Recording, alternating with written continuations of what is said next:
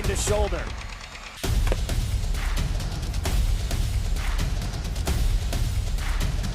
Swing and a miss. McGinley scores! And it's going to be a challenge for us. I mean, they're a really talented football team. I think everybody knows that. Four wide receivers. Pressure. Steps up. Marshall wants to run again. Cuts down the middle of the field. All alone. Touchdown! Warriors! What a cut.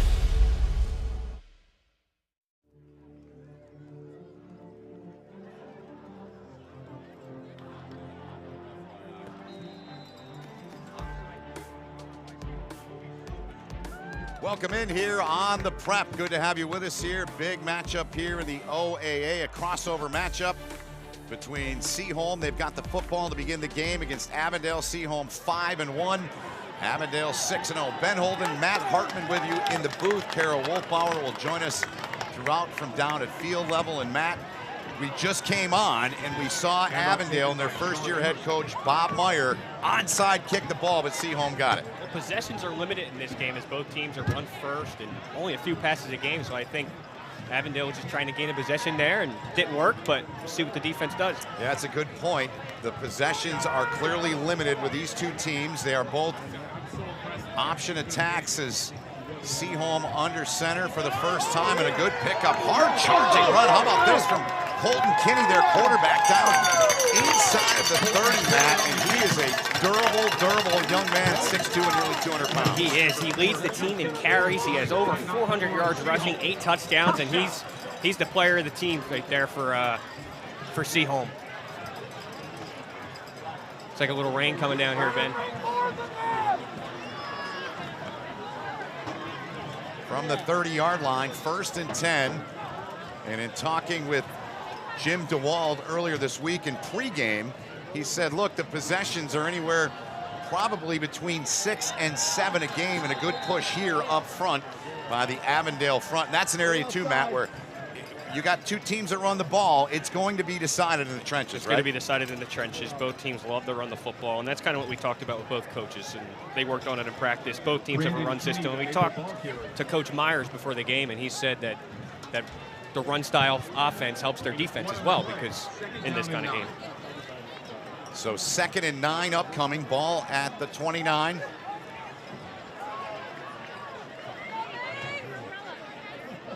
We'll see how the weather affects this, Ben.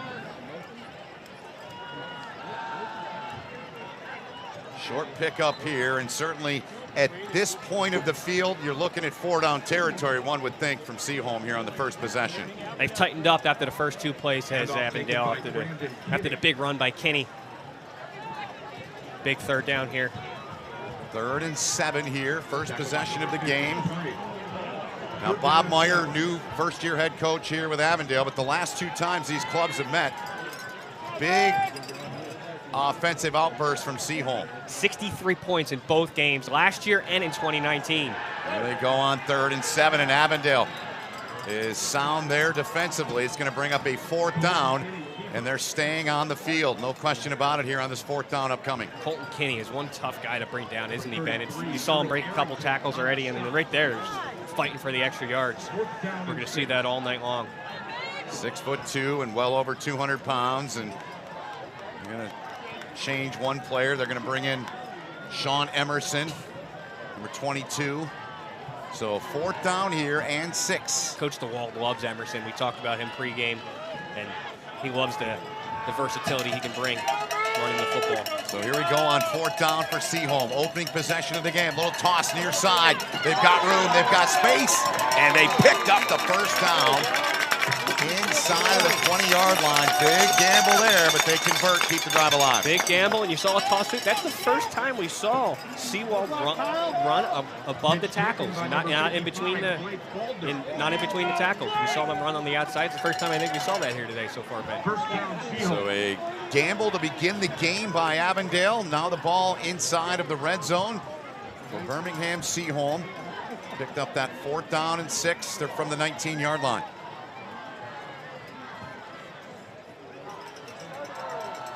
To the fullback, ball came free, and Avondale is there, and they've recovered the football, and it's their ball. So a huge turnover there from Seaholm, and they come up with the rock and their offense will come on the field.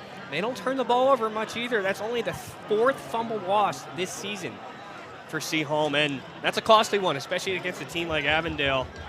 And can't put the ball on the turf, and I'm sure that coach is going to have a word with him on the sideline. So let's talk a little bit about Bob Meyer, the Avondale coach, first year with their program, 34th year coaching, 19 as a head coach, was at Walled Lake Central for 14 years, came from Clarenceville, and it was pretty clear when myself and you and Kara talked with him, identity was everything with this Avondale program this year. It was. He builds the identity, and you can see through the trenches too. His team is tough, and that's the identity he wants. And off the field, he said the identity has grown as the seasons went on as well, and he seems like he's comfortable with the characters he has on his team.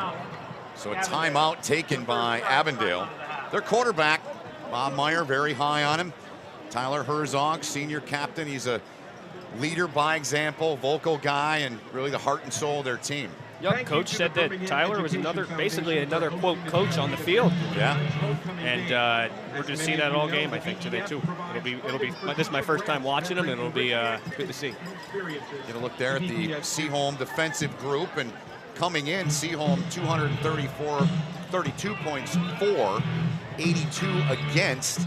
And on the other side, this 6-0 Avondale team, 177 and 56, the particulars on them. And crossover matchup in the OAA Gold Division for Avondale. Seaholm plays in the Blue Division. And sticking with Herzog, coach did say they don't throw the ball a lot, but he did say that he hasn't had a guy throw the ball like Tyler in his coaching career in a long time. They'll take their shots like Seaholm will when the defense allows it. Quick handoff there inside into the belly there of Miles Moore. He's their workhorse. They've got a few guys they rotate through, and we're going to keep pushing. Whoever wins the trenching battle is going to win this game. It's as simple as that, Ben. Really is, and it's where it all starts. Really, I mean, it starts no matter whether you're a run-pass team or you're an all-run team. But clearly, with these two teams, their love to run the ball, it's going to be the difference by the time this one's all said and done here. And they're both going to use a lot of quarterback run game as well. Yep, they will. 2nd down and 8. Some room on the left side. They get it into one of their speedsters out there, and he's close to a first down. Carry there from Justin Greer-Sykes. Yeah, and Greer-Sykes getting around the edge on the little end around there. 3rd and short here. Yeah, for Avondale. I don't think they got it, right? No, they're 3rd and 1.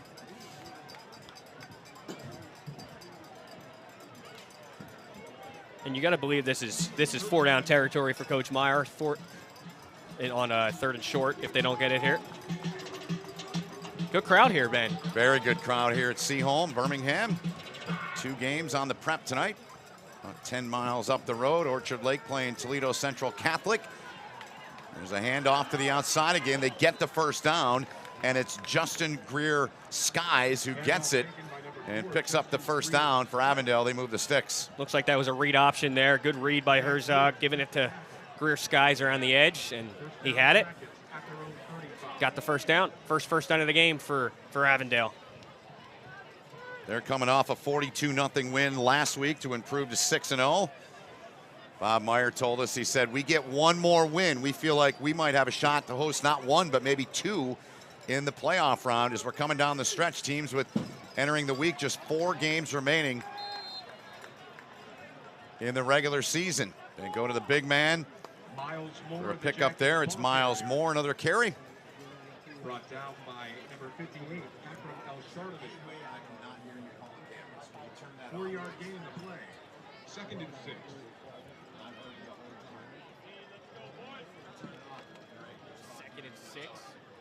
Here, Benny.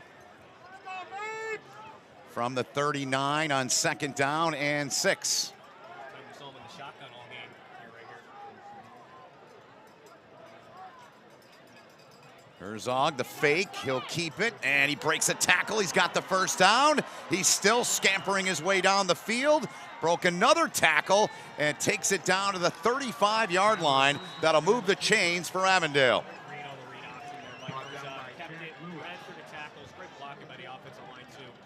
Offensive line and first down and at the Seaholm 35.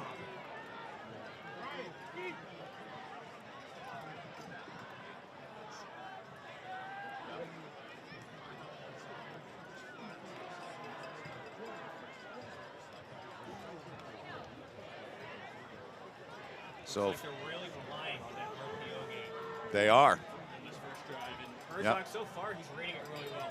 He really is. They've got 3 wide to the near side. 5 wide in total.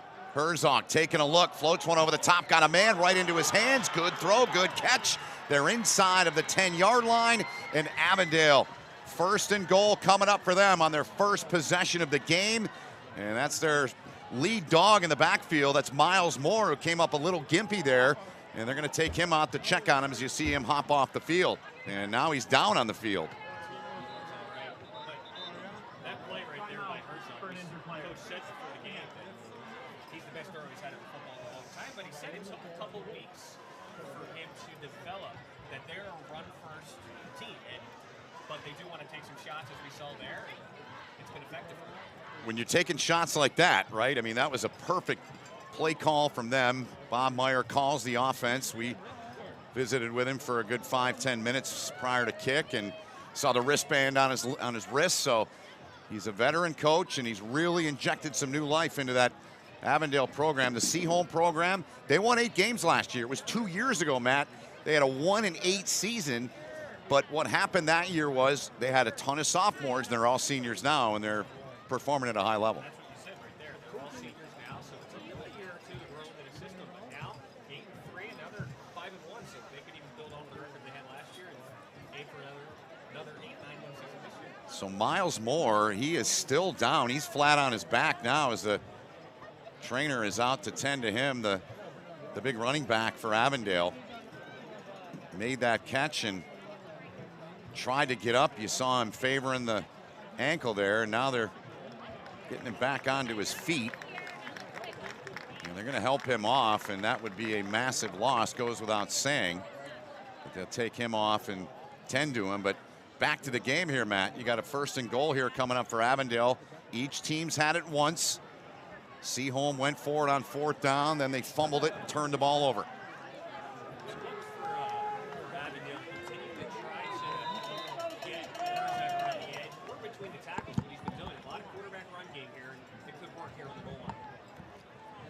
Under center is Herzog. Inside handoff, flags flying. A good defensive play there.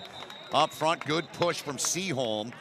We'll check the flag, though, as they got the push and they won the battle there, forcing him back. It's going to come back. Looks like, yep.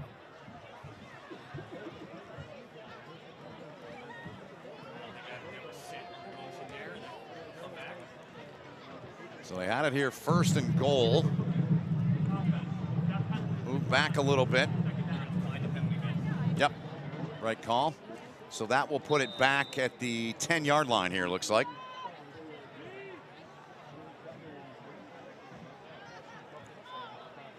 Second and 10 for Avondale. Single setback, they go 4 wide here. Hand off, they get to the ball quickly. That was Alejandro Routh that got in there and made first contact there on the ball carrier, Elijah Grigsby.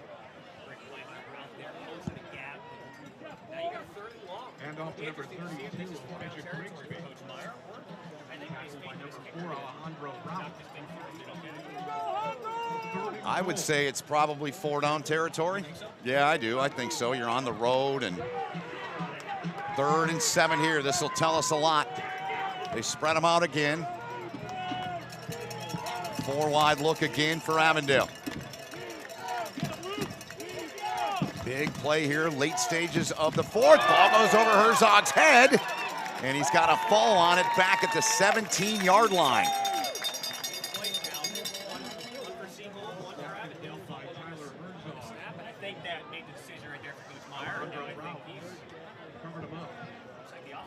I think he's still going for it, Matty. Yeah. They're going to give it a shot here. So Seaholm, they were 1 for 1 on their drive on 4th. And we'll see what Avondale does here. 4th and 17. Yep. They are, yep. They're going to kick it. Good call by you. Gonna try it from 33 yards away, and it's not even close. Seaholm does the job up front, so this game remains scoreless as they brought on their all-OAA kicker, Hunter Petrus there, and the operation didn't come through the way they'd hoped, so we remain scoreless.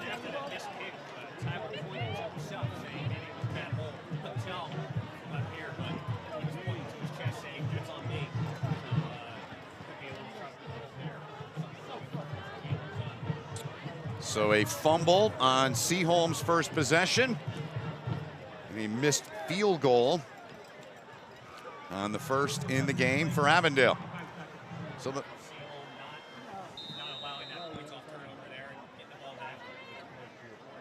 Colton Kinney under center. Fakes the toss, pressure coming. He puts it up out there, and a good play in coverage. Tyler Herzog, one of those two-way guys. He made a big play there.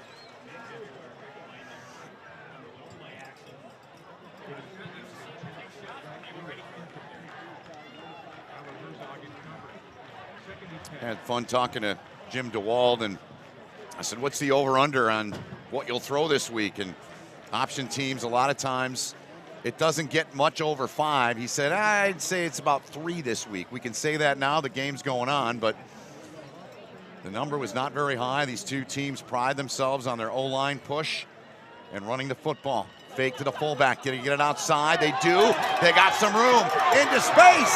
Here go the Maples. They're off and running. Jack Lewis. Lewis inside of the 15. Dragged down inside of the 10. A massive pickup there. Inside of 3 minutes to go, and Seaholm, they're in business.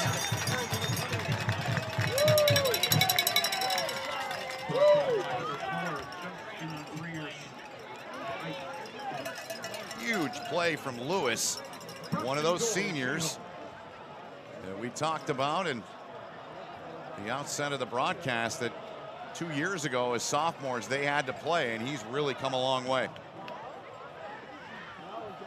So now a 1st and goal for Seaholm here. 2:35 to play in the opening quarter. Kenny hands off. Emerson with the carry, takes it down inside of the 5 as the rain continues to lightly fall here in Birmingham.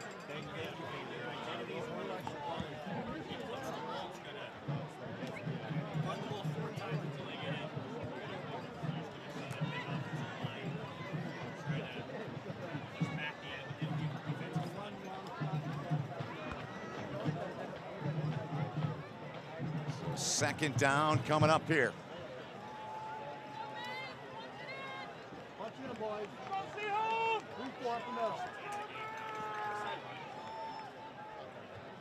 Colton Kinney keeps, tucks it, and walks into the end zone. Touchdown Maples. They've got a 6-0 lead on the run by Colton Kinney.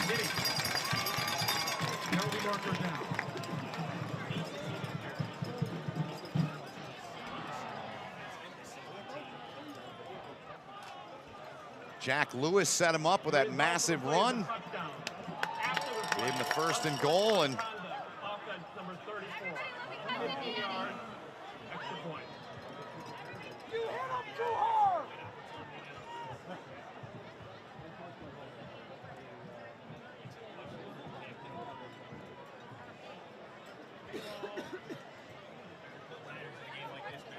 yep. Sure does. Two teams that can really light it up. 42 last week against Royal Oak for Avondale. 42 against Troy for Seaholm. In fact, Seaholm 56 against North Farmington. Then the next 3, they've been over 40 in all those games. 48, 49, and 42. They've really, really got her going. So the point after here is going to be a 35-yard attempt, and no problem. That one banged through from downtown, and it's a 7-0 lead for Seaholm. 2 possessions, they get on the board.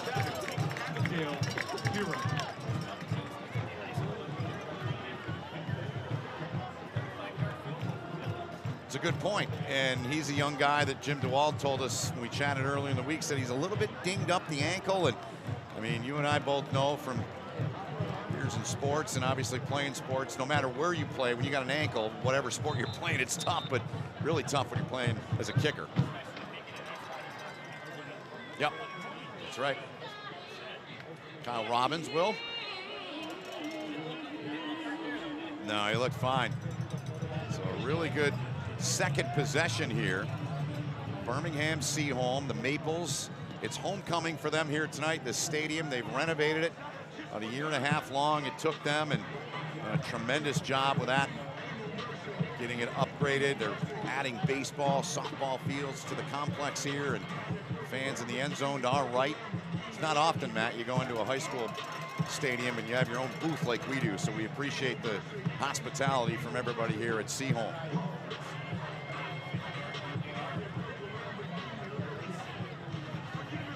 So 1:46 to play in the opening quarter.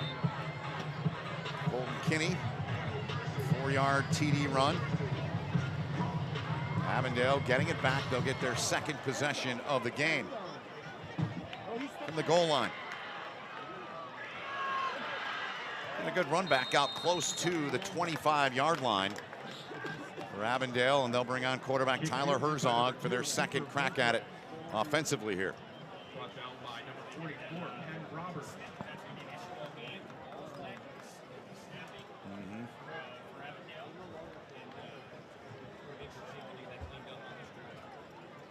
So Herzog and the offense make their way back on. Fourth road match of the season for Avondale. 3-0 so far.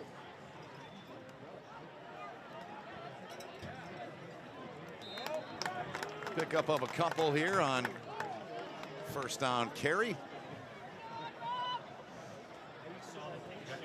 Hand off to Elijah Grigsby. Al-Sharnaby with the tackle. He wanted nothing to do with that.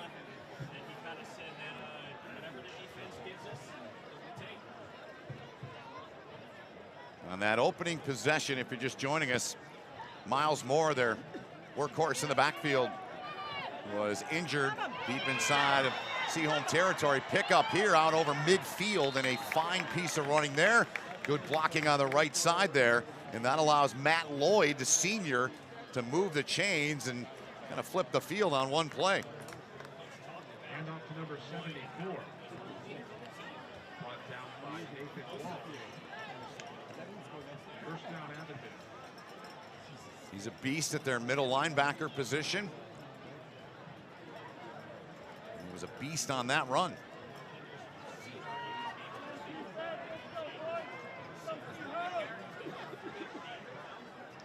Yeah, those slots. Yep, flag flies on this play. And Seaholm right there, just getting back to the line of scrimmage there, was Justin Greer-Skies. Check the penalty. Taken by Justin Greer-Sykes. Tackle by Luke Johnson.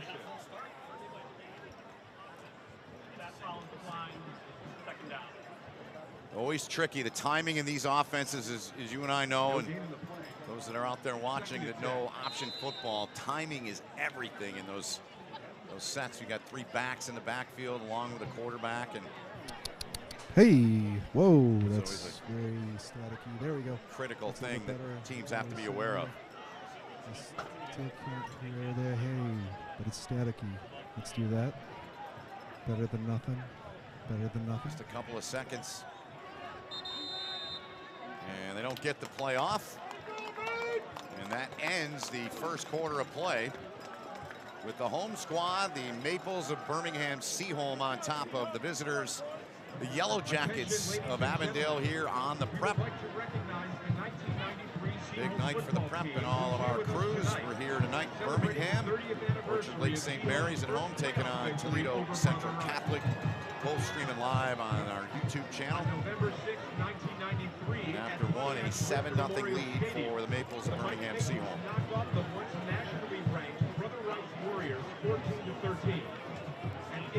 Amazing, yeah. Great turnout. Yeah. With 8 minutes left in the fourth quarter, Brother Rice missed a game-tying extra point wide left. We would like to honor the team members who are no longer with us. Coach Bill. Don't tell Bob Meyer that. Coach Ira Hampton. Right, exactly. And Chris Branstrom. Congratulations, gentlemen.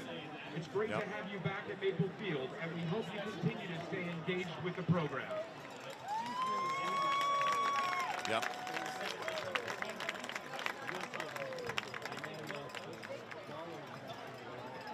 Yeah, I would agree with that.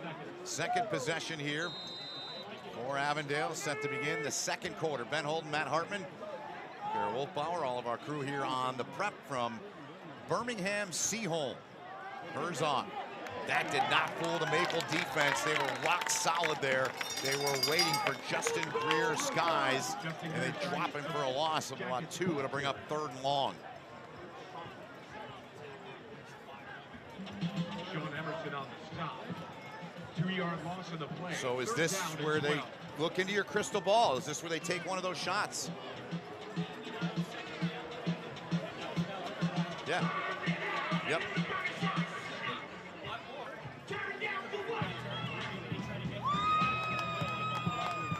All right, we'll see what happens here. Opening 40 seconds of the second quarter. 3rd and 12, just over midfield for Avondale. They're gonna look to the sky. Herzog trying to find somebody open, directs a little traffic. Now flings one, tough throw, tough catch. Did he get it? Did he make the catch? He did. What a beautiful grab over there on the sideline. And it's Cooper Beaufray that comes up with that grab. That's pretty.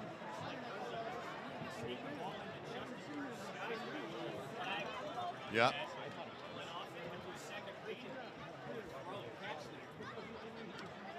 Outstanding.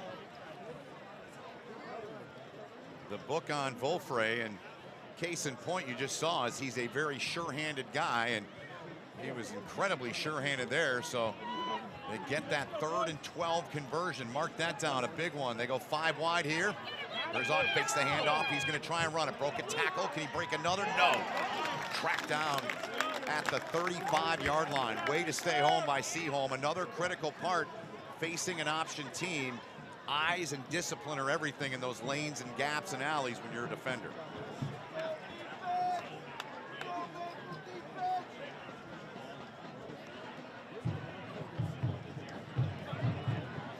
Yep, 2nd and 11 coming up here. This Avondale team 6-0. They were 6-4 last year. They're playoff bound. Both these teams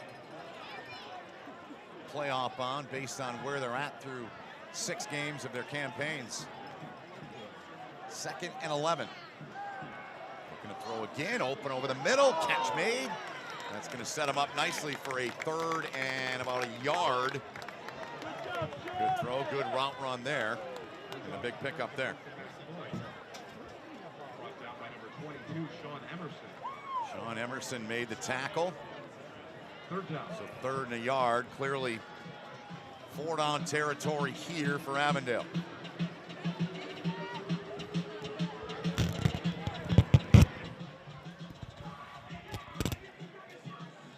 Just over 9 to play here in the first half.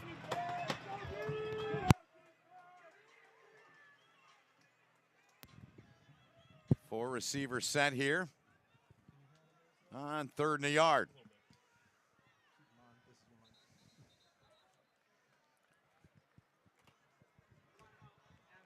And a timeout taken by Avondale. That's their 2nd. They've got 1 remaining here. Took one to start their first offensive series early in that first offensive series, and they're going to burn another one here to make sure they get things exactly the way they want them. And it seems like that coming into this game, Lloyd and Skies are the 2 guys that they want to get the football to and make it an appointed effort early on in this game.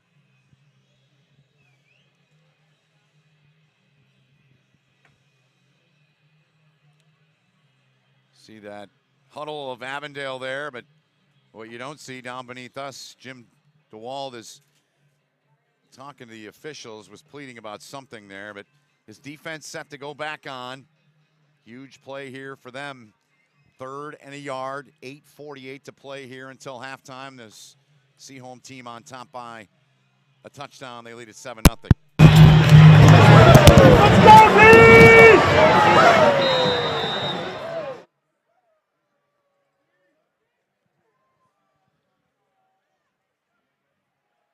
On 3rd and 1. Fake it. Herzog keeps it. He's got it. And then some. Gets by 1. Gets by 2. Taken out by the 3rd defender there. And they've got the first down. Sets them up for a goal-to-goal situation. He's been so good at that read option so far as Herzog. And what a read there. And it'll be 1st and goal. And look to see more of that quarterback run game here on the goal line.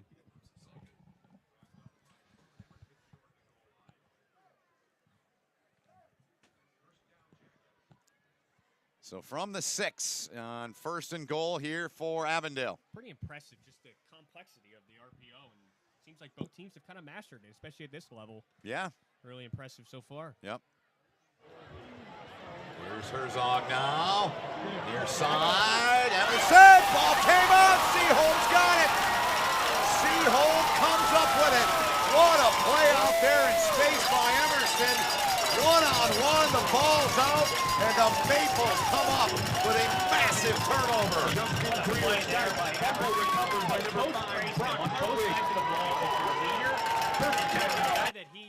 That he could see playing at the next level on this team, and what a play, stripping Bruce guys on that play, and another key turnover. While they were going down and ready to score, they got the ball back last time, but it was a fumbled snap, and having trouble with the football so far in this game, or is Avondale? You're right, Matt. Each team has turned it over. Now Seaholm looking to get out of their own territory. They're going to get out of it just fine. Over midfield. Kyle Robbins finally dragged down. He lost the ball. But was he down? He was not. They say it's going back. What a play there by Avondale. That was Kyle Robbins. Another great read by Kinney on that option play, and just I could see that coming from behind too. He had that ball was loose, and great strip from behind, and Avondale has the ball back. What a turn of events. Huge. 2 plays, 2 fumbles. Avondale gets to breathe a little bit of a sigh of relief here, although they're back at their own, just over their own 26, but they've got the rock back here with a little less than 8 minutes to play here until halftime. Herzog looks. Short little pickup there of a couple. They'll go to work from there. So Seaholm looked on that play to Robbins, thinking, we're going to get a 2-touchdown lead here, but not so fast. At one point in the play, I thought he had enough green grass ahead of him to take it to their house. It looked that way, It didn't did. Yeah. And great track down by Avondale, and it seems like they are more willing to throw the football than Seaholm is on those quick outs. They're using more complex pass plays than just play fake and shot down the field. They're throwing short as well and trying to create some open field in the pass game. Totally agree. They're going to keep it on the ground here, and tell you what, that's the 3rd or 4th time here, Matt, that Seaholm front has done a fantastic job. So got to give credit to Thurswell and El Sharnobi and Johnson and Ernie and Baldner, those guys up front, the defensive front for the Maples. That's a big-time play, and it brings up a 3rd down and long, a 10-yard pickup or more needed to convert. And I've noticed their D-backs on Seaholm are everywhere. A bunch of multiple times on these option plays and runs at the gut, they're making the tackles, especially Emerson and some of their corners. They're flying around out there. 3rd and 10. Do they throw it here? No. Right side. Pick up about 3 on that, so it's going to bring up 4th and 7. Looks like he's going to punt. It's the right call. Yeah. Yep. I think he trusts his defense for the most part. They're getting gashed a little bit on those option plays, but I think once they clean them up, midway through the 2nd quarter, 7-0, I think both coaches are kind of comfortable where they're at right now, and I think it's the right decision to punt the ball. So they'll line up to boot it downfield. Return man for Seaholm back at his own 37-yard line. A wobbly snap. They get the punt off, no problem. Good kick, fair catch called for and made just inside of his own 35-yard line there by Sean Emerson. And let's talk about Emerson. He's the one guy that Jim DeWald I asked him, I said, any guys next level that you think are on your team? And he said, Sean Emerson's a guy that I feel could be a next level player. And it turns out his father, the former COO of Quicken Loans, was a walk-on player at Penn State back in the early 80s. He backed up some guy named Kurt Warner. If you know football and college football, you know how good Kurt Warner was. I say that kindly, but it's a pretty cool story and the possibilities ahead for his son, Sean. And he won a national championship there, too, at 82. And having a guy that played at a Big Ten school, especially like Penn State, and is a pretty good name to have for Emerson going forward if he wants to play at the next level. No question about it. Fourth possession of the game for Seaholm. Good job defensively from Avondale there as they stretch that play out. Noah Bates made the tackle down below us from our vantage point. And it seems like that Seaholm is going to keep going around the edges here until they stop him. And good job there by Avondale to limit them on that big play. Because that's where they've had their big plays, around the edges. Those two long runs, one for the touchdown and one down to the 30 that was eventually a fumble, but they've gashed them around the edges so far. Just over 5 to play in the half. Seaholm has all of its timeouts. Avondale's got 1 remaining from the 40-yard line on 2nd and 4.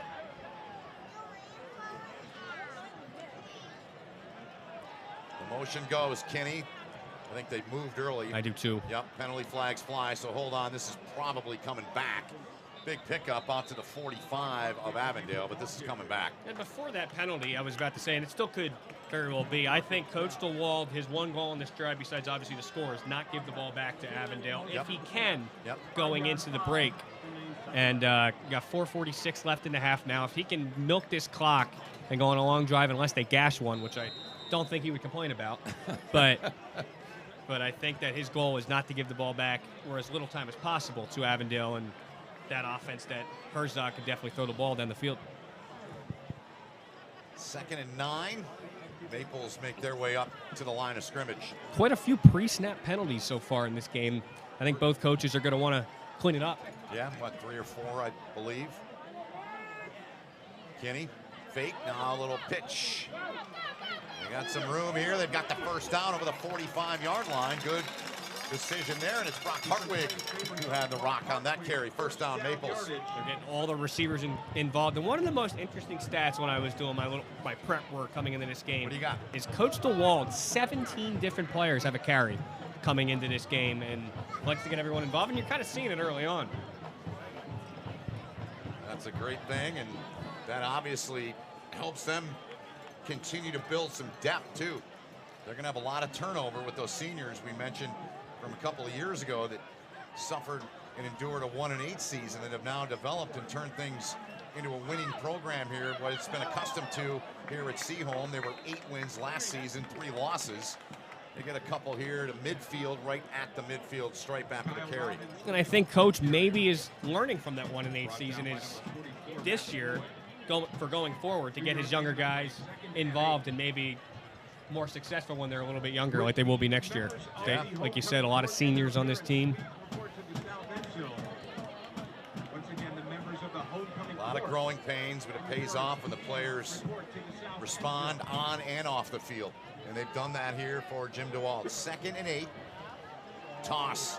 Movement there. Speed guy here with the ball. He had a big run earlier. Takes it over the 45-yard line. That's Jack Lewis, who had that huge run that was part of their scoring drive that was capped off by Kinney, a 4-yard run, the only scoring drive of the game so far. We're going back to just both coaches. It seems like the players on both teams have bought into what the coaches are telling them. And it does seem like they're very well-respected coaches, and both players have bought in. Both teams, I should say. 3rd and short. They need a couple.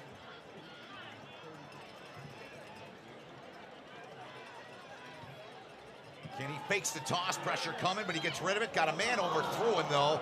And all kinds of room there. He threw it in the direction looking for Sean Emerson, and Emerson just couldn't get to it. And I got to believe that Seaholm's going to go for this here on 4th and 2 at the 45. And I think when Kenny goes back and watches that, he's going to see that number 9, Lewis Sullivan, was wide open here on that little flag route, and he just missed him. And he was getting pressured, but I think he's going to look back and see there was a missed opportunity for a big play, and maybe 6. So the Maples on their first possession did go for it on 4th down. Second opportunity here in the game for them, trying to convert. Into your point earlier, Matt, just over 2 to go, trying to chew up the remaining time here. Kinney sidesteps, gets the first down. Tough run from their tough, hard-nosed quarterback. You get a good look at him there.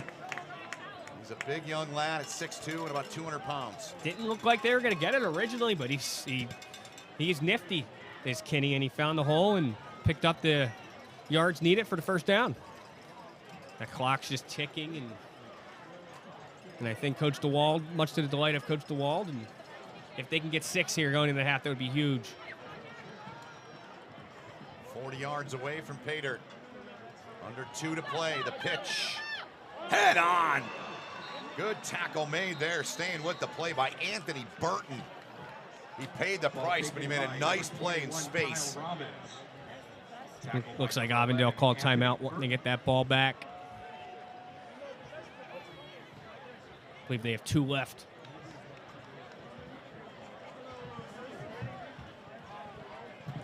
Or Seaholm called the timeout there. They did, yep. There, Benny. Yep, that's right. So they've got 2 left, Avondale with 1. So Jim DeWald there, he's got the headset on, the black sweatshirt, coaching sweatshirt. We had a chance to visit with both coaches prior to the game. Both guys, look, you run option offenses, you're an old school football guy, man, and they're both that. And I think when you run option offenses, it's almost, you see a team that is capable of doing it, and I think both these coaches trust their teams enough to do that, because it's not an easy offense to run. No. You've seen it for years, and Yep. and it's not an easy offense to run, and both these teams are effective at it. Yep. 9 years I spent calling Army at Mikey Stadium along the banks of the Hudson for Jeff Monken's teams, and yeah, it's when it's working though, man, it's pretty. It's really fun to is. watch. It is. It's clockwork, it's timing, it's execution, it's perfection. And if you don't have a team that runs it on the other side, it's tough to stop if you don't know what's coming. How about this set here, Manny? Fake it to Lewis. Very dangerous ball. It's intercepted. They were looking for Emerson. It's intercepted by Avondale, and a big return by them back inside of the 35-yard line, taken back by Noah Bates.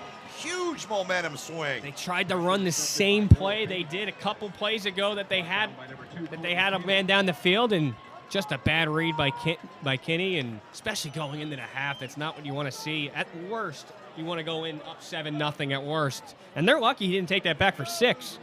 And the defense at least has a chance to stop them here. And they've got plenty of time. 1:35, 1 timeout remaining.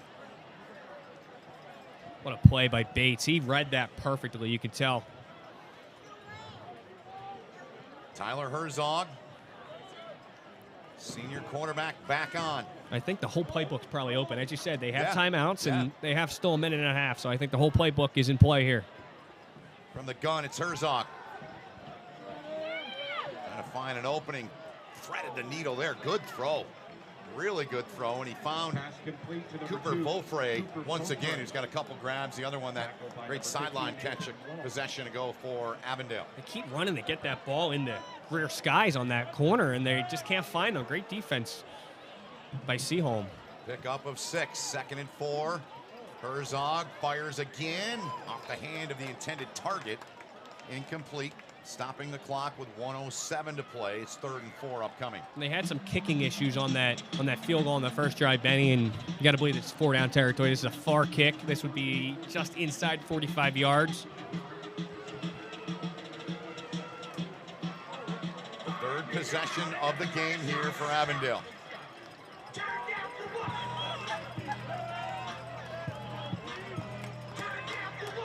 Third and 4.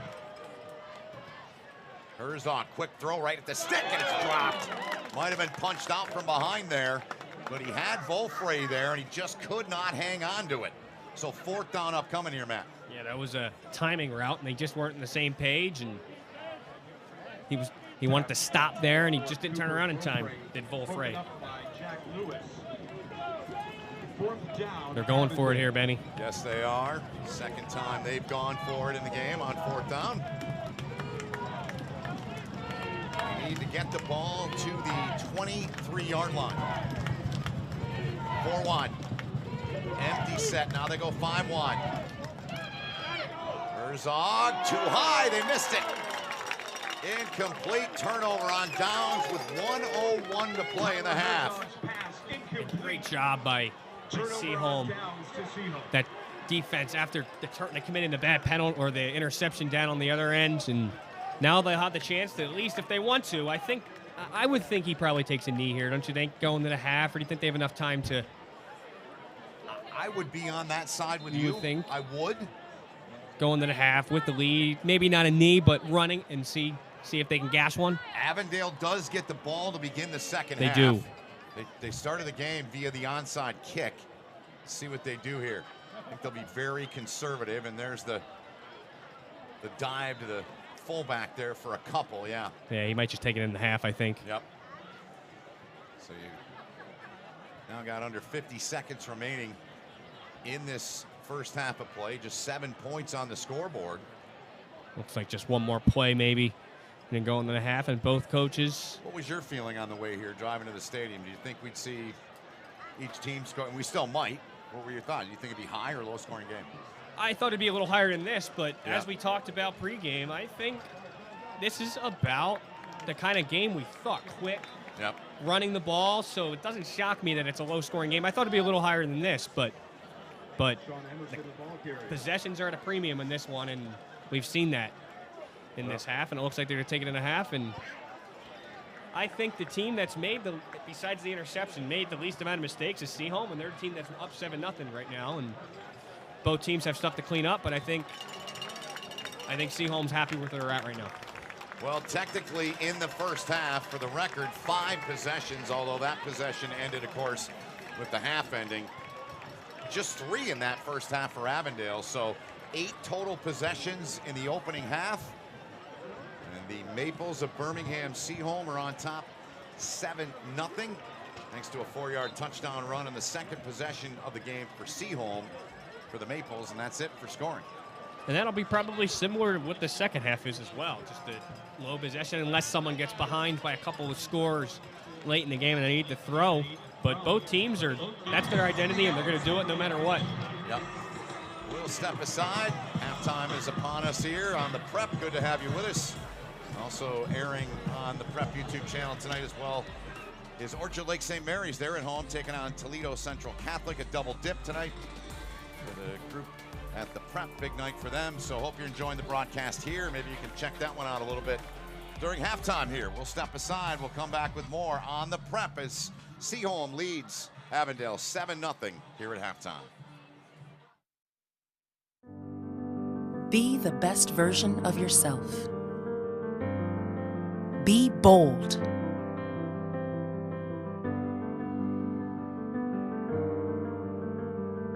Be brilliant.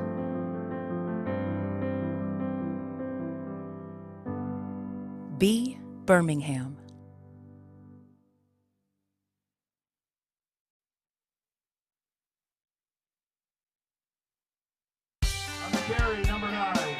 My dad and my grandfather are officials. I've grown up around officials and seeing how much they enjoy being part of the games. As a student athlete, I've always appreciated the people out there who are willing to give back to the kids.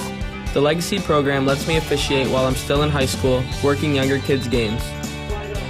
Officiating gives me a better understanding of the game. I get to make some pretty good money for a high school kid, and I even get to spend some quality time with my dad. There's help wanted. Just whistle. All right, this is Adam. Take 2. Mark? I guess. I go like this. The best part about playing football in Texas has to be the reaction from the community. I want to encourage others to play volleyball or choir because you get to experience new things and do stuff that you've never done before. My reason why is passion. My reason why is pride.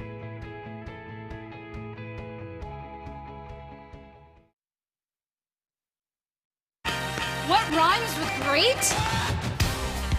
Participate. Where does greatness start? Here, in the classroom. On the diamond. In the pool. On the field.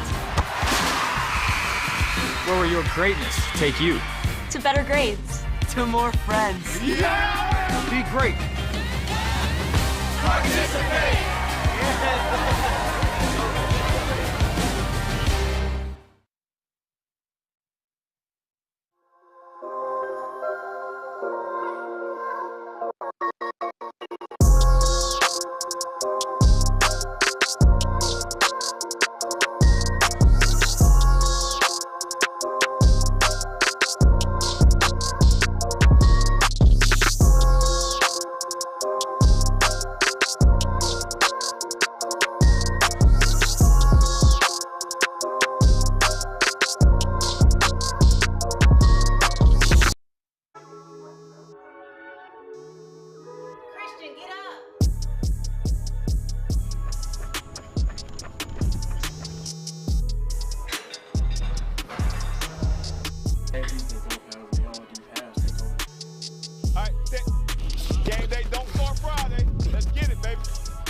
Good job, boy. Ready, go. Every high school sporting event in the state of Michigan has one thing in common: officials. Every game, every meet, every match. Without officials, there'd be no touchdowns, no three-pointers, no face-offs. Without officials, there'd be no games. Officiating is a great way to give back to your community and stay involved with the sports you love. And officials are needed now more than ever, because without officials, it's...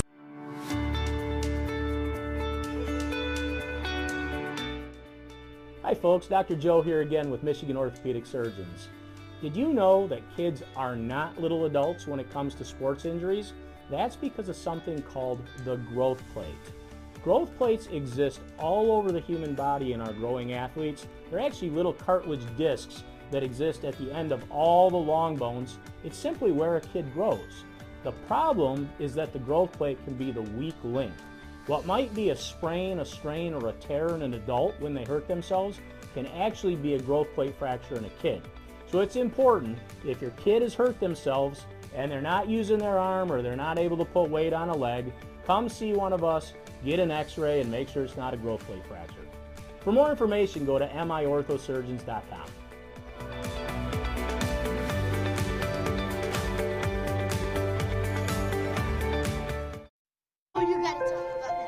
The innocence of youth. Is there anything any better? But soon they'll be in high school and facing all the same challenges you faced. How to make friends, how to fit in, how to be cool. We want our children to have everything they'll need to live fulfilling and productive lives. Make sure the kids in your family are among the more than 300,000 participants here in Michigan who take part in high school sports.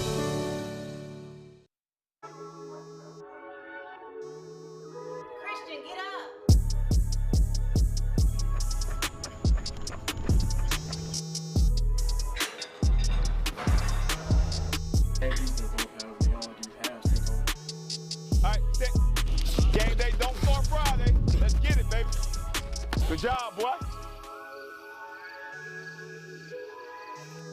Ready, go.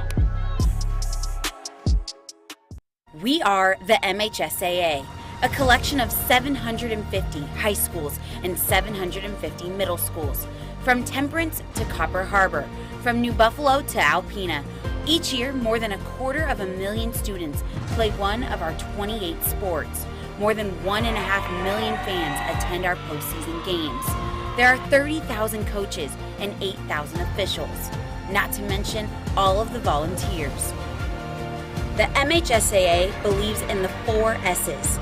School sports should be safe and kept in the appropriate scope.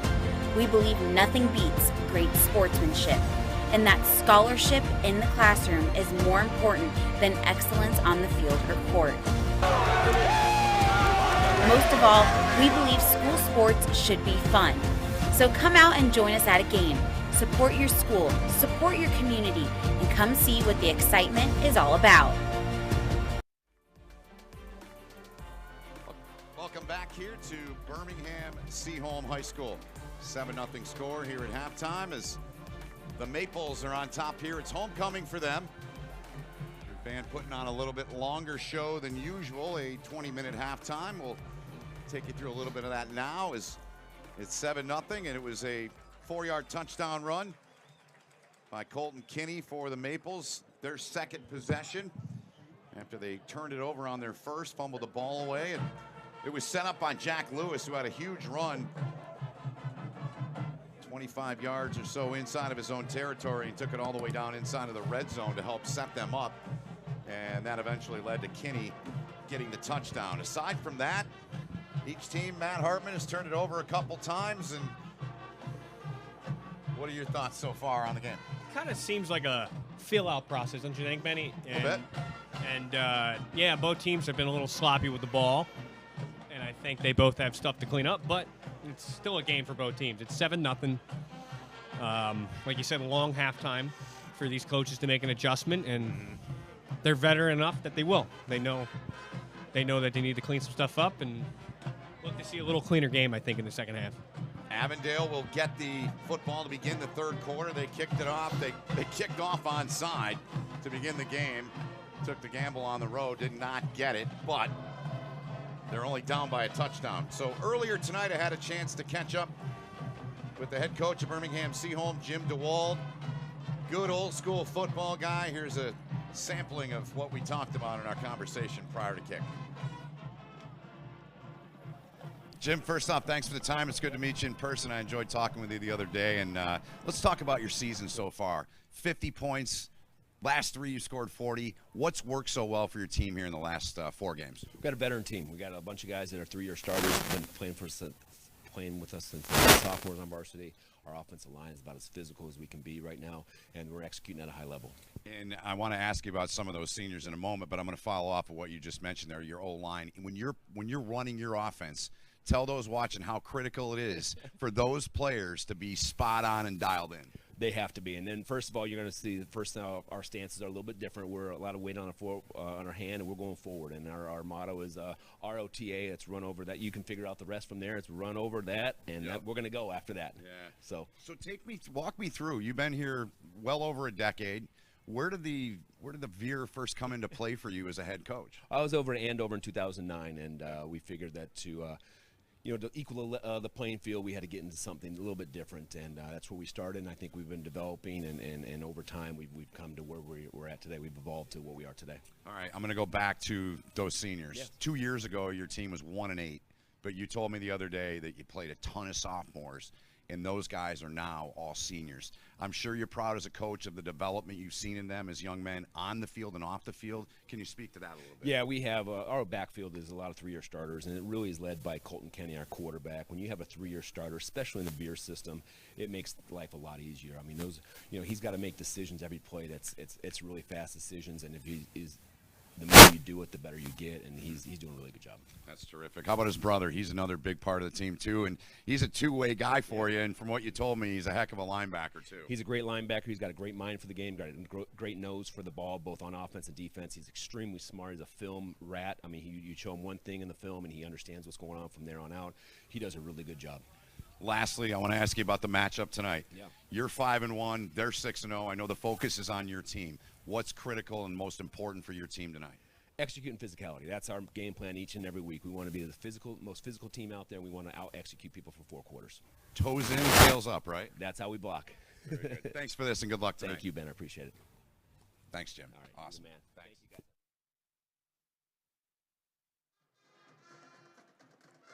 In today's ever-changing real estate and mortgage lending world, the importance of a true professional has never been higher. At Success Mortgage Partners, our mission is for every borrower to receive level 10 service, and our goal is to get you the lowest rate possible. We want you to have the experience of a lifetime. Navigating a turbulent market like this needs to be handled by a real pro. Call Todd Barr at 734-674-6154 and put 20 years of local knowledge to use for you and your family. Success Mortgage Partners. And want to let you know about Make the Turn. If your company wants to make the turn the next level, make sure you contact Make the Turn, an award-winning digital marketing firm based here in Metro Detroit.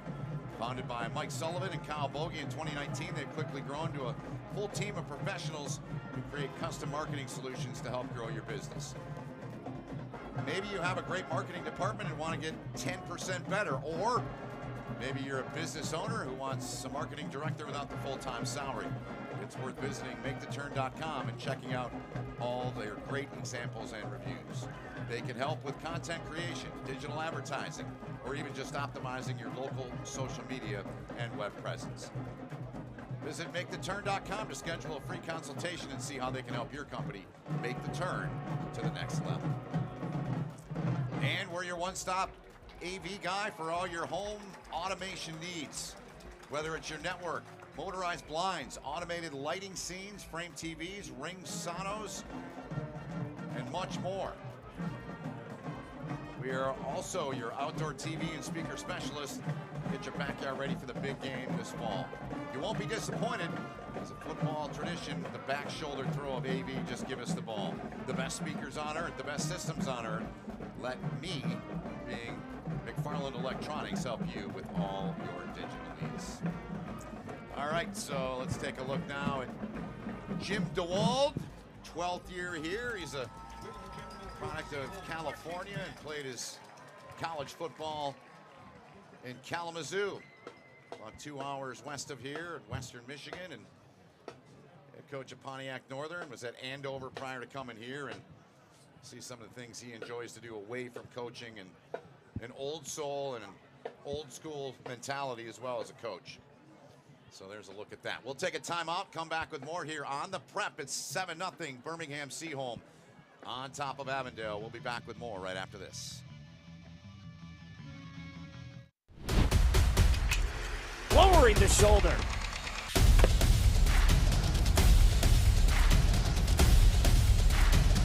Swing and a miss. McGinley scores! And it's going to be a challenge for us. I mean, they're a really talented football team. I think everybody knows that. 4 wide receivers. Pressure, steps up. Marshall wants to run again. Cuts down the middle of the field. All alone. Touchdown! Warriors! What a cut.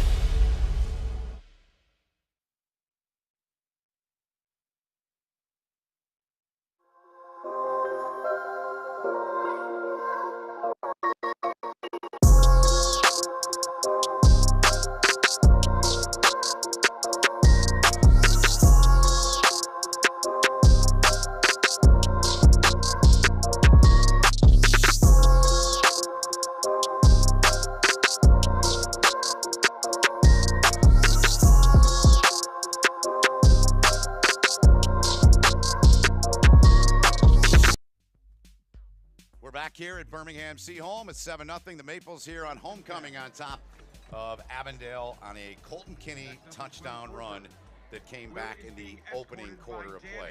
Joined now in the booth by Aaron Frank, the longtime AD here at Birmingham Seaholm. How are things, man? Busy weekend for you and the staff? It's one of the busiest weekends of the year, but one we look forward to. It's really exciting to see so many families, so many former players come back and really enjoy being part of the community, sharing memories, and getting excited for the future. Many of them have, they come back with their own children who are coming up and getting ready to play. So it's a great weekend for us. You have is it the 83 team that's here? We have the 1993 team. 93, yeah. My apologies. And they had a big playoff win over Brother Rice and a really historic game that many of those guys are back to celebrate here tonight.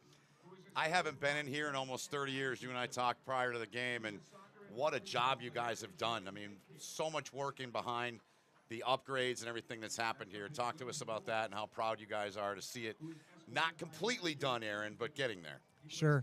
Well, we our community passed a bond back in 2019, and the focus was to really help support many programs throughout the school, but one of the main focuses at both Groves and Seaholm High School was that we wanted to upgrade our athletic facilities, and we really wanted to create a first-class atmosphere. Our goal was to create something that looked like a collegiate environment, and so we're getting ready to open it.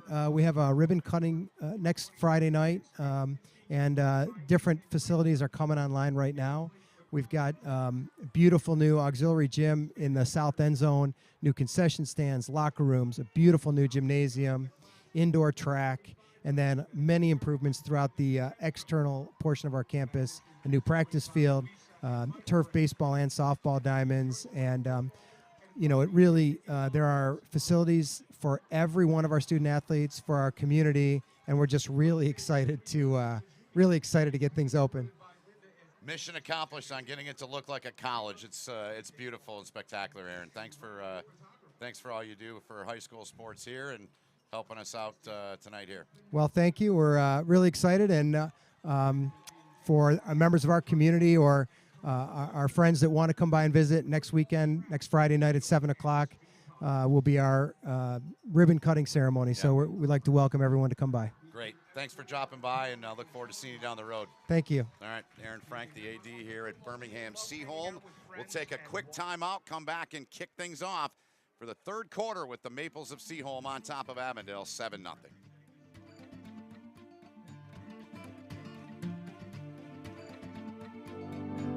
Be the best version of yourself. Be bold.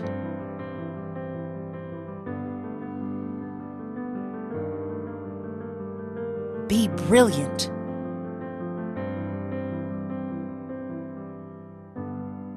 Be Birmingham.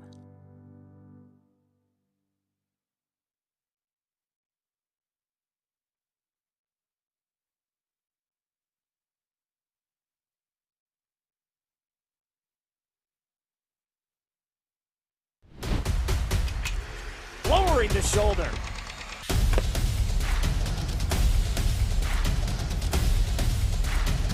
Swing and a miss. McGinley scores! And it's going to be a challenge for us. I mean, they're a really talented football team. I think everybody knows that. Four wide receivers. Pressure. Steps up. Marshall wants to run again. Cuts down the middle of the field. All alone. Touchdown! Warriors! What a cut.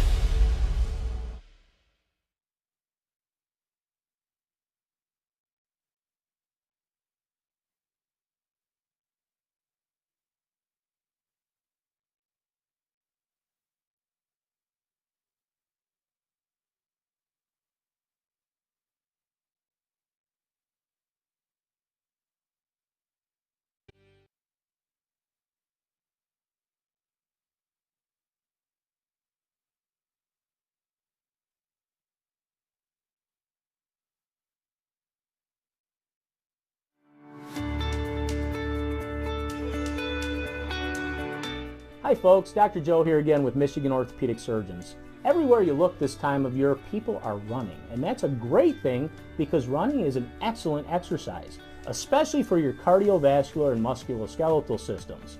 But the question is, are you running a safe running program?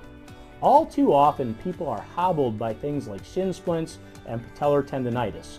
But luckily, simple things like stretching and warm-up, the right running shoes, and realistic weekly mileages can keep you in your running game. For more information, go to miorthosurgeons.com. Participate. Where does greatness start? Here, in the classroom. On the diamond. In the pool. On the field. Where will your greatness take you? To better grades. To more friends. Yeah! Be great. Participate!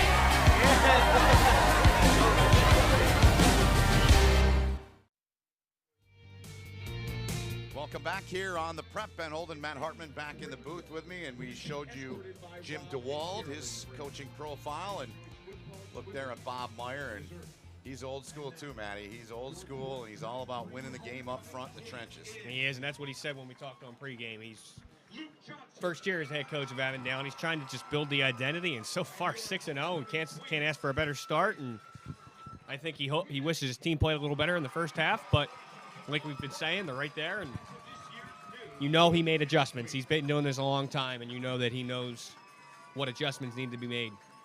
Came over from Livonia Clarenceville, was there from 19 to 22. Last 3 years, his team was in the postseason every year. They're going to be in the postseason this year at Avondale, a program that's had its fair share of postseason runs and times making the postseason here in the state of Michigan. Was at Walled Lake Central for 14 years, and he replaced Corey Bell, who left to go to Oxford. He's a quarterback coach there working with their offense. He's a retired teacher, is Bob, and sharp guy, and MSU grad back in '91, and See their Week 5 recipient of the Detroit Lions Head Coach of the Week. That's pretty awesome. Was with those great Walled Lake Western teams they had in the mid, late 90s. Was an assistant coach, won a state title with them. So trying to do that and replicate some of that past success here at Avondale. And if you're Birmingham Seaholm, what do you think? How are you feeling? If you're their coach, what are you telling their side? Let's start with them. For the most part, besides turning the football over, keep doing what you're doing. They've had big gains through the grounds, and just that one fumble on that long run, I think. But for the most part, I think what they're doing, I think they're moving the ball and just clean up the turnovers. 3 of them in the first half for Seaholm, 1 in the first half for Avondale. 3 possessions for Avondale, 5 in the first half officially for Seaholm. Let's take a look at these teams and these programs, a little bit of their profile and their background and their history. And we start with the Maples of Seaholm here in OAA Blue Division, Avondale in the Gold Division, and a dozen years now for Jim DeWald here. State semifinalist in 2019, and Tim Allen. You ever watch Home Improvement? I know you're a bit younger, but you know the show. I have. Tim Allen. I have. Who is, his mom had a house about maybe 3 minutes from here. I know because my tax guy, my CPA, lives next to Tim Allen's mom. Well, there you go. On the way to the stadium here, so that's pretty cool. You ever been on the show? No. He used to have a hockey rink in the backyard. They built a rink. Big hockey. They go out there and play. Let's take a look now at Avondale and some of their history and what they're all about. 9-0 back in 1988. John Morton there, you see, had a pretty good career in the pro ranks. Still working with the Broncos in the NFL. A big win last week in Chicago. Take on Kansas City this week. So the second half underway. Seaholm kicks it away, and they kick it out of bounds, and that's a penalty flag. So Avondale's going to move up the field a little bit more north due to that. Looks like they wanted a little pooch kick there and just didn't work the way Coach DeWald wanted it. But also going back to these program profiles, and it seems like just the history of these two programs, when they have a down season, it seems like they both bounce back the next year, just going through the history of both programs, especially in the recent future. Yeah, no, it's a good point. They have, and Avondale was 6-4 a year ago. Seaholm 8-3. We have yet to see Matt come back in. Remember on that possession where they missed the field goal, Avondale's first possession, Miles Moore, their workhorse, their bell cow running back, has not come back into the game. Grigsby's in replacing him. Now Herzog going to take a shot, got him in wide open, right into his hands, down to the 25-yard line. Just like that, they're down, knocking on the edge of the red zone. That's the first play that they wanted coming out of the break. They weren't really able to get much going in the first half, and you see the big play right there to open up the second half, and maybe that'll open things up a little bit as we move forward. Third catch of the game for Cooper Volfray, number 2 there. And you talked about it at the beginning of the broadcast, how Bob Meyer said to us, he said, I've got a kid that can really throw the ball, and he's got a good zip on it. He specifically said this is the best quarterback he's had in a number of years since coaching. He's under center here. Heavy set on the line. Speed to the outside, but better speed tracking down the ball carrier there as Greer Skies was tossed into the sideline there. It seems like they have 3 guys they're making a pointed effort to get the ball to. Matt Lloyd, Cooper Volfray, and Justin Greer Skies. It seems like those are the 3 guys that Avondale wants to get the ball to, and they're doing it early and often in this second half and in this game. 3-yard loss on that play. 2nd and 13 now from the 28-yard line of Seaholm for Avondale. Got 2 receivers out wide, but bunched up formation here. Volfray to the bottom of your picture. He's got a lot of space out there. Again, good job bursting through there. That front of Seaholm has been really good. And that's a nice play made by Matt Ernie, the junior D lineman, number 75. I think Avondale was lucky they weren't called on another legal motion there. It didn't look like the receiver that was in motion was set when he was in motion. But, yep, 3rd and long, and I got to believe they got to throw the ball here. And it's 4-down territory, I think, as well. Absolutely.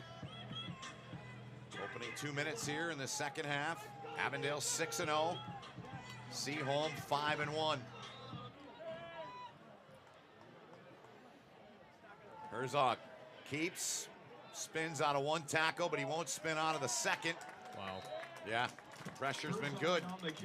Closing the gaps, it seems like, and it just seems like they've been getting more of their big plays through the air, and that's not what we thought going in this game, and they can't really get anything going on the ground unless it's a quarterback read option that he keeps. That's the only action they've had on the ground, and looks like they're going to go for it on this 4th and long. Yep, 4th and long from the, we'll call it the 29. Well, Bob Meyer said, he said, look, I'm not giving you a number on what I'm going to throw it. If they allow it, we're going to take the shot. Yep. And that's, as we know, that's good coaching. So 4th and 14 here. They need the 15-yard line to convert. Herzog's got plenty of time. Dumps it off, and they're not going to get this by any means on that play.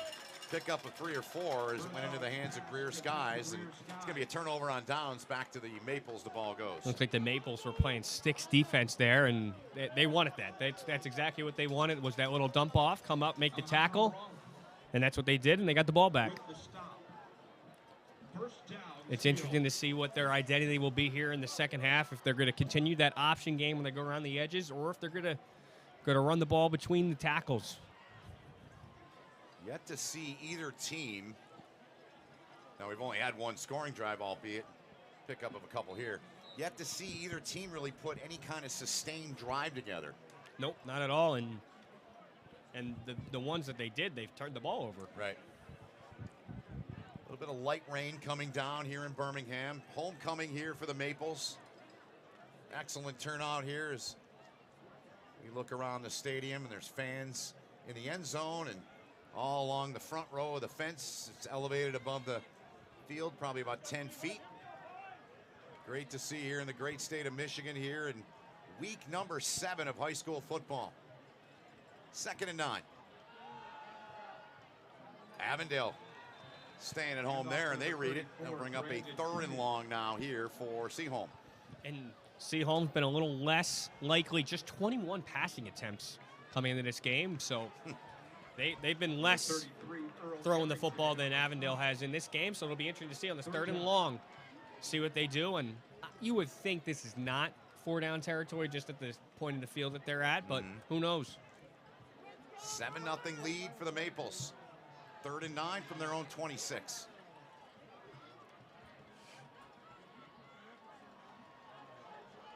Pitch to the outside, that goes nowhere. Avondale staying at home. Good discipline there out of their defense, and a good tackle made by Noah Bates, the senior. And that's a much better job there for Avondale. They've gotten beat a couple times on that play, on that end around, on that option by Kyle Robbins, but they stayed in their gap, stayed with their assignment, and they're getting off the field here. It looks like Seaholm's going to punt the ball. Number 2, Cooper Beaufray.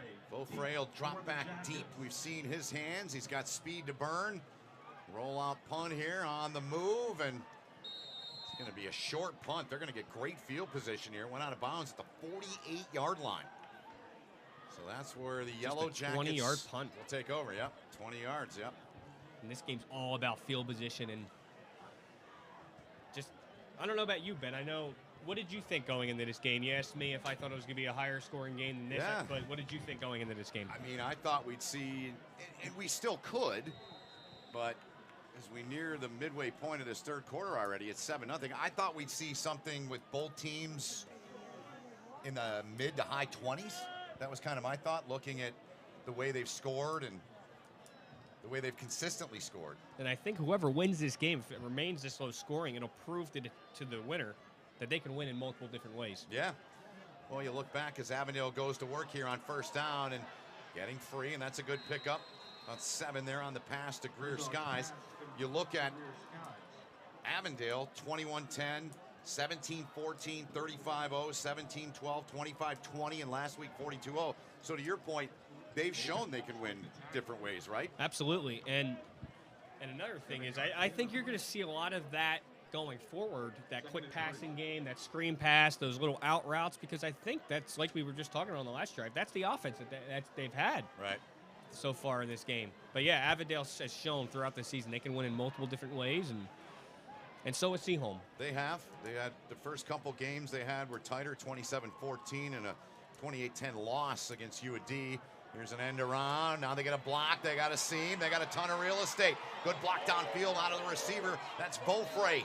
Excellent job by him. And a massive pickup there. Takes him down to the 16-yard line. And that's the first in a few possessions that they've had a breakout run on the ground. And now they're in business here inside the red zone. Spotted down officially at the 17-yard line. Matt Lloyd was the one that had that carry there. Rain coming down a little bit harder here, Benny. Yeah, it is. Early October here in the Midwest. Good football weather. Inside of 6 to play in the quarter. First and 10. Once again, same guy that had the rock last time. The middle linebacker. Two-way guy, Matt Lloyd. Good tough running. And he's one of the leaders of this team, as we've been saying all game. And they're giving their leader the football here early on in the second half. And they're going in to try to tie this game here. 2nd and 4 upcoming. And they could still get a first down here before getting a touchdown. Good point. Yes, they could. Down to the 7. Elijah Grigsby lined up to the left of quarterback Tyler Herzog. Lloyd went in motion. They look his way. They go inside, though. Good ball, good catch. And they've got that first down, Matt, to set them up 1st and goal from the 6. Yep, that little curl route. And it looked like he may have had, I don't know about you, Ben, it looked like he had one to the opposite shoulder that he ran in. And I think he may have ran the wrong way. I thought he had a touchdown there. They'll take some time. Beaufray with another catch. He's got a handful in the game. They've all been impactful. He had that first one on the far sideline. He had another one downfield. That one big to set him up and give him a 1st and goal here from the 6. I look for Herzog to maybe keep it his own here and try to run it in himself. They've had a lot of success with that run game with the quarterback. A lot of room to this near side. But they're going to follow it to the other side. Good tackle made out there in space. They get to the ball carrier. Matt Lloyd was tripped up there, and a nice job by the Maple defense. Great job closing the gaps there for Seaholm, and it'll be. And you got to think that Coach Meyer, he's thinking right now, if I can run the ball, obviously they just ran it there, but 3 more times, you got to like their chances to get it in, and I think that's kind of what he's thinking right now. Behind that big offensive line, they got a couple big boys on the right side of that line. They might try to run behind right here. Henderson and Washington, those guys you're referencing. Herzog looks left, now rolls, now tries to cut inside. And the ball came out. The Maples get it again. They forced a fumble and they stop Avondale deep inside of their own territory. It's a turnover. The official says that's Seaholm football, and it is. I think that Herzog was trying to throw that ball away. It looked like he was trying to throw it of any room he had, and it just slipped out of his hands, and I think the conditions might be playing a factor, but that's the second time they've been down close to the red zone that they've fumbled. And 3, actually. They got the 1 back, but on the 3rd and goal that they had to settle for that field goal attempt. So they're just sloppy with the football, and this clock is slowly winding down. We're approaching the end of the 3rd quarter, so if Seaholm goes on a long drive here, they can really eat up half of this clock remaining in this game. Jim DeWald told us they had a 90-yard drive last week, was their longest of the season, and if there's a time for that, to your point, Matt, it would be right here. You burn up the rest of the time here in the 3rd, and you get it on to the 4th as the rain continues to come down here in Birmingham. And Avondale has been in this situation before. Back on September 22nd, they went on an 8-play, 50-yard drive with a minute left in the game. So they've been down in the second half before, so not something they haven't seen. And Herzog ran that one in for the lead. Bolton Kinney puts his head down, gets to the just over the 25. It'll be 3rd and 2 upcoming. You wonder if that shaky punt on that last drive maybe changes the decision for Coach DeWald on this 3rd down if they don't get it, especially since it'll be 4th and short because they're. Yep. There's a good look at the rain coming down. The students, they don't care. No, They're they're all fired full of up. Red Bull or 5-Hour Energy or whatever they're drinking, Monster. They want to knock down Avondale from the unbeaten. Here's Kinney with it. He's got plenty of room. Colton Kinney, step arm. Tried to rip the ball out there. He just got down. Is coming in from his right. Jacob Manley was trying to pry it out of there, but he couldn't. As Colton Kinney, another tough run to move the chains for the Maples. And that's been an appointed effort. Try to go for that ball, especially for Avondale. You saw that strip they had on Robbins in the first half, and got 2 hands on the ball if you're Seaholm, and both teams really. Yep. The turnovers have been plenty in this game. I've got 5 in total. 2 fumbles from Avondale, an interception for Seaholm, and 2 fumbles. Good tough run here to get the first down. This is what the Maples want to do. They want to grind you down. They want to power it. And it's Grandin Kinney. Haven't called his name a lot. The twin brother of quarterback Colton Kinney. Looks like it's 2nd and short. Yep, they're spotting him down. You're right. It is, they call it a yard. On the ball in a hurry. Now they've got it. And it looked like right guard number 55, Blake Baldner, just hobbled off the field for Seaholm. There he is right there on the sidelines trying to walk it off. Mm-hmm. So timeout has been taken here. The ball spotted at the Seaholm 48 here. We'll take a quick timeout here. 1:20 left here in the 3rd. Maples of Seaholm on top of Avondale. 7-0 here on the prep. Lowering the shoulder.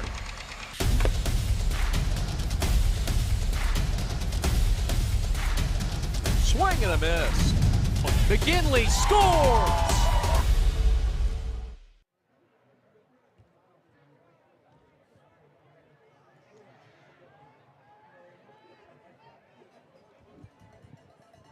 First and 10 here. A minute remaining here in the 3rd quarter. Keeper from Colton Kinney. Another tough run out of him. And he gets about 5 on that run.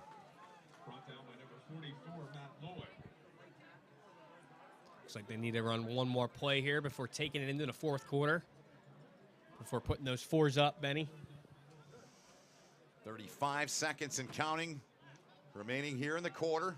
It's over in the blink of an eye with these 2 types of offenses running the ball the way they do. And that's what we talked about before the game. We thought this was the type of game, maybe a little higher scoring, but just running the ball.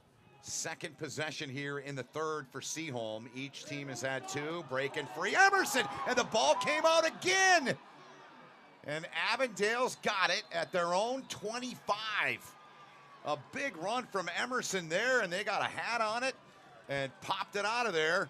And the recovery for Avondale. Man, another instance of just putting the ball on the turf, and you got to wonder what is going through these 2 coaches' minds, just losing the ball, and it's not what you want to see if you're a head coach. Definitely not. 12 seconds remain here in the 3rd. And Seaholm, really, they've had a chance to put this game away They a have. couple times if they went on long drives. They have. Because if you got to figure, if you go up 2 scores with the way they're playing it's gone, defense, yeah, you got to right. figure they have a pretty good chance to hang on, and they're just, Avondale's hanging in there. 7-0 here on the road. 6-0 Avondale, 5-1 Seaholm. Quick throw off the fingertips there of Greer Skies, and rain very well may have caused that. It continues to come down. 8 seconds remain. 2nd down upcoming. You can see the rain coming down on your screen there. And like I said, I think they're trying to get more of that quick passing game, but the weather could play a factor in not doing that.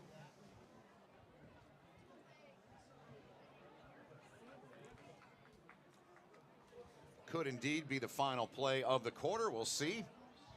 For the most part, this crowd's kind of stuck in there with the rain going down.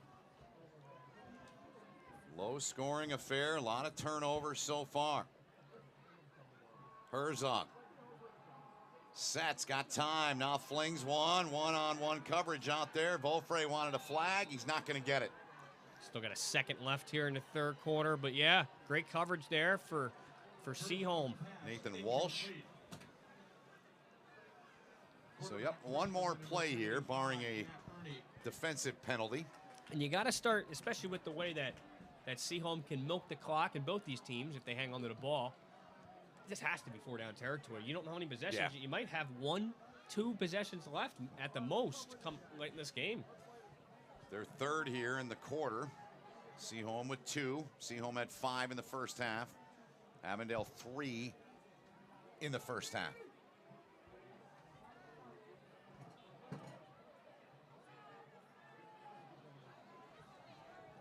Blitz coming. Herzog got rid of it. Incomplete, and that does it for the third quarter.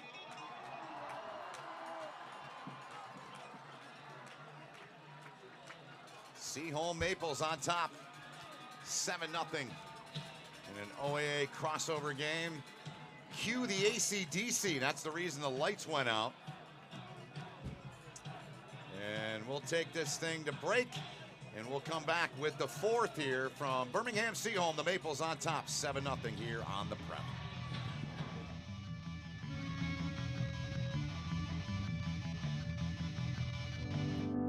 Be the best version of yourself. Be bold.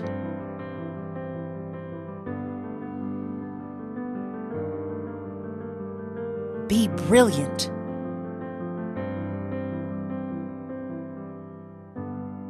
Be Birmingham.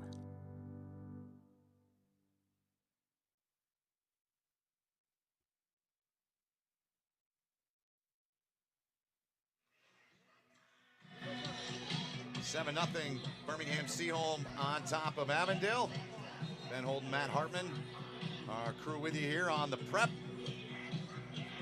Seaholm trying to get to 6-1, win on homecoming. There's their head coach, Jim DeWald, gathering his troops in, ready to go here as Avondale's got it back after yet another fumble from Seaholm. It's like DeWald's trying to get one last word out to to Emmers on the punt return. First play of the quarter. That one almost blocked. Getting in there in a hurry was Jack Lewis, and he nearly got it. This will end up being a pretty good punt here for Avondale, though, down at the 33-yard line. Yeah, it was a pretty good punt flip in the field here, and like we said, how many possessions are left in this game, the way this is going. But I think Avondale trusts their defense if they can get the ball back one more time and see if they can, because they've moved the ball a couple times. They just have not been able to punch it in. So Seaholm, third possession of the half. They punted and fumbled on their previous two. Avondale, turnover on downs, a fumble, and a punt on their three possessions here in the second half. Colton Kinney under center on 1st and 10. Takes a low shot, dragged down from behind there by Bryce Thomas, the junior outside linebacker, number 52. The ball may have came out again, Benny, but I think he was down. But you could tell 2 hands on the ball was an important thing there for Kinney. Ball security's everything. Absolutely, especially milking this clock. Because like we've said, they've had a chance to put this game away multiple times, and they have not. But this is a big drive. They go on a long one here, get some points. The way their defense is playing. Two of the very best teams squaring off in the Metro Detroit area right here on the Prep. Good to have you with us wherever you're watching tonight. Orchard Lake St. Mary's and Toledo Central Catholic. They're also playing on the Prep. First time that Chad Bush and his group have had 2 football games at once. So a tip of the cap to all the crews that worked really, really hard to get everything organized and ready. Couldn't do it without him. 3rd and 4 here. You got to believe they're going to stick to their identity, run the ball, whether it's the option, the quarterback run. Just try to pick up. I think it's 4-down territory, too.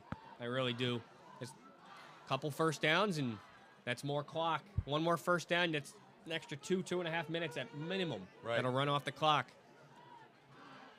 Here they go on 3rd and 4. Kenny fakes it, takes it, and according, he got it. Yep, according to the spot, Matty, they got it. They got it by about the length of the football to move the sticks. I think that was a good spot. Looked like he got it from our angle up here. Yeah. So Kenny back over to the sideline to talk to Jim DeWald there. Kenny will walk back in there with Lewis Sullivan. Emerson there on the right.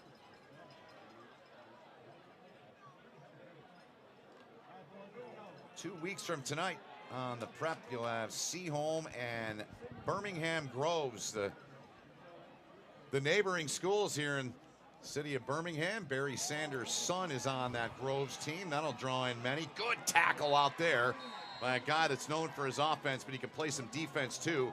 Justin Greer Skies getting to him first. They're lucky they hung on to that ball there. Looked like they had a little trouble with the snap, but they hung on to the ball. But a great play, like you said, by Greer Skies, getting in there for the tackle for a loss. Good ball player he is. So yeah, he is. 2nd and 12 upcoming here. Clock moving, 9:25 to play in the game. Team with the ball, leading 7-0. That touchdown came way back in the opening quarter. Second possession for Seaholm. Colton Kinney, a 4-yard TD run. He dropped it, and it looked that he got it back. But they'll have to unfurl the bodies. I think he got that back, didn't he? Yep. Yeah. Just trouble with the ball. I don't know if it's the weather, if it's miscommunication, but you got to believe the weather combined with this sort of offense running the veer is going to have a little trouble with the ball. And you can see Coach DeWall is not happy right now. But 3rd and long, and they're probably, I would think they'd put the ball on the ground, get whatever they can get, punt the ball, and put the hands back in their defense if they don't get the first down. See what they do here on 3rd and 14 from the 40.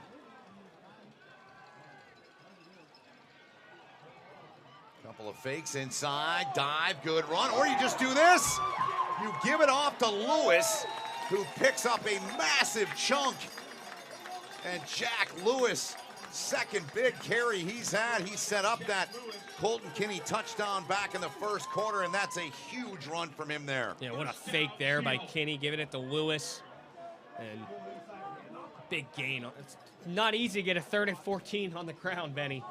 And like we said, one first down, keep milking Milk's clock. That O-line did its job on that play.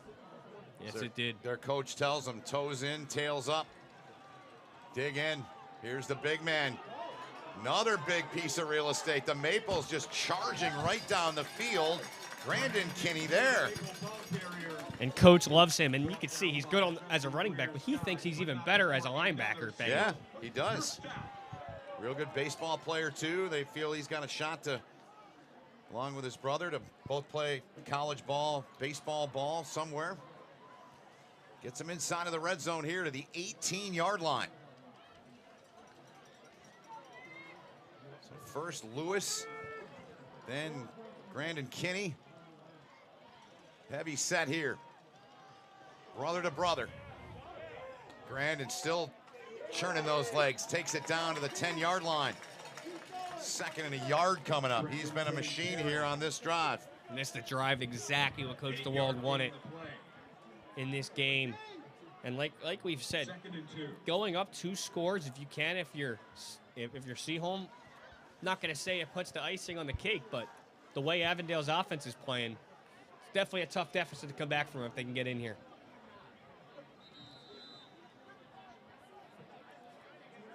Timeout Avondale. They're going to talk it over.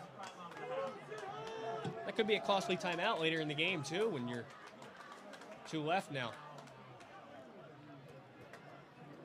So while they talk it over, we'll come back right after this short but important timeout. You're watching high school football here on the Prep.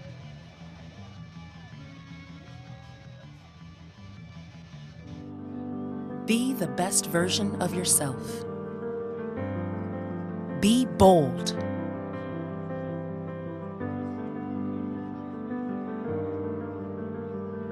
Be brilliant.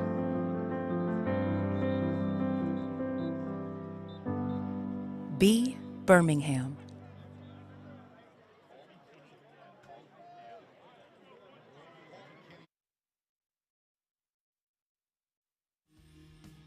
It's 7-0. Birmingham Seaholm with the ball. 6:41 to play. And the Maples inside of the red zone from the 10-yard line. Looking to go up 2 touchdowns. Colton, the brother Grandin, once again, right up the gut. You got to believe that Seaholm's going to use every second of that play clock there as this game gets into the final stages of this quarter of this game. Bob Meyer in the middle there with he's the one without the hat, their head coach. First year, 34 years he's been coaching high school football. And he said going into this game, win, lose, or draw, they're going to know a lot about their team going into this game. And they look like a good team to me. They're just having some trouble with the ball. Their defense is hanging in there, though. Yep, they lost Miles Moore early in the game. Their big running back. Here's a chance now. Kinney takes it in with contact. Brandon Kinney. So the brothers Kinney have each scored. First quarter it was Colton. Now it's Grandin here in the fourth. And the Maples lead it 13-0 with less than 6 to play in the game. What a run there by Brandon Kinney. Both of the Kinneys are just lower in the shoulder. They're big, physical. And they're leading them to this 2-score lead here midway through the fourth. Important extra point here to go up by 14. Wesley Billings. Snap got away. And it remains 13-0.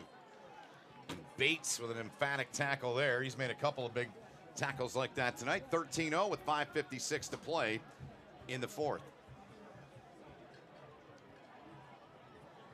Yeah, a little trouble there with the snap, and we'll see if that point goes back to Connus. It was Sullivan's, the holder, got away from him.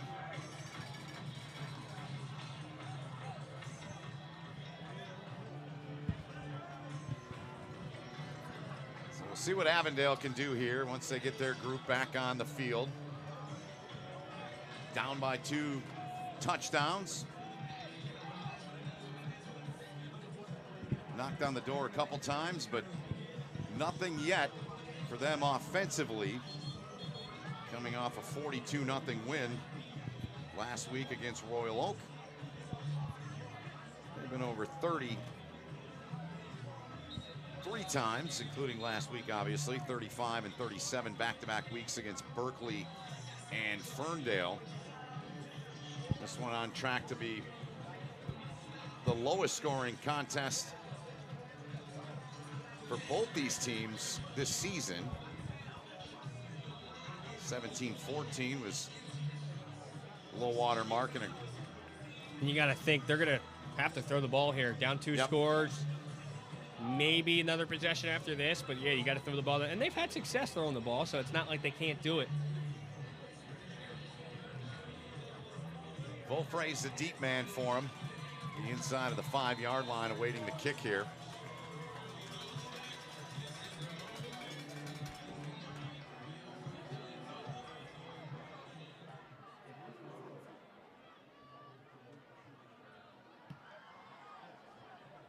Volfrey under it from the 9. Trying to get outside with it. Gets around 1. Cannot get around the 2nd. But a good return back out to the 27-yard line. And that's where Tyler Herzog and the offense will start on a drive they've got to score on here. And how quickly, Benny, do you think they have to score to not do an onside kick on the kickoff? To maybe a couple of minutes? Couple minutes. Couple minutes. What do you think? Yeah, I think you're right. Probably 2.5 minutes. And maybe they can have confidence in kicking the ball off and using their 2 timeouts remaining and trying to get the ball back. But it's got to be quick. Sure does. They've got 2 timeouts in their pocket. They'll bring Volfrey out here. One-on-one on the outside edge here. Bottom, well, left of your screen. Bottom left corner of your screen.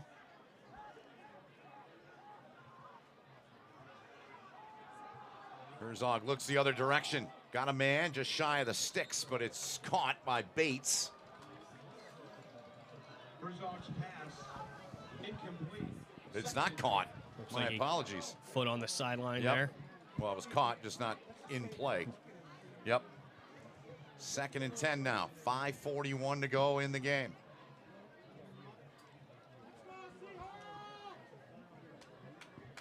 Got to believe they got to take a shot here, one of these plays.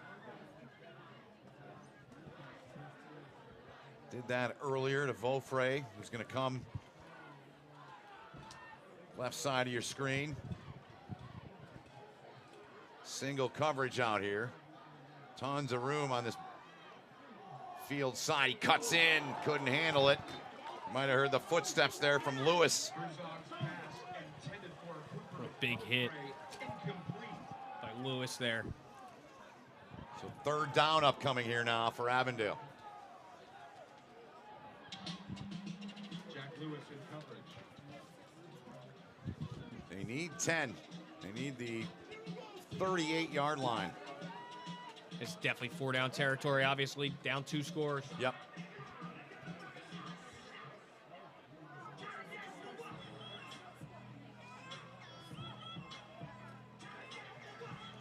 Four wide. Single back is Elijah Grigsby to the right of Tyler Herzog. He's an option. They're going to dump it off. A little check off there. Can he get there? No, he's short, taken down at the 34-yard line.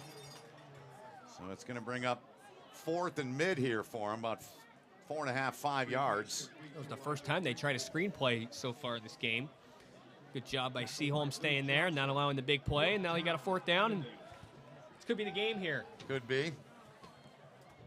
Clock running, just over 5 minutes remaining in it. Maples looking for a stop here. They want a big win here on homecoming. 5 wide here for Tyler Herzog. Pressure coming. Herzog's got to get out of there. Does. And he's close. Where are they going to spot him? But he's going to be short. Not close enough. He must have stepped out of bounds. Yep. Because the ball was a pass, but his left foot must have been on that white chalk down there on the sideline. There you see and hear the call, and it goes the way of the home side, Birmingham Seaholm. They get it back with 4:31 to go. Yep, and they can ice this game here on the ground. What a defensive performance tonight for Seaholm.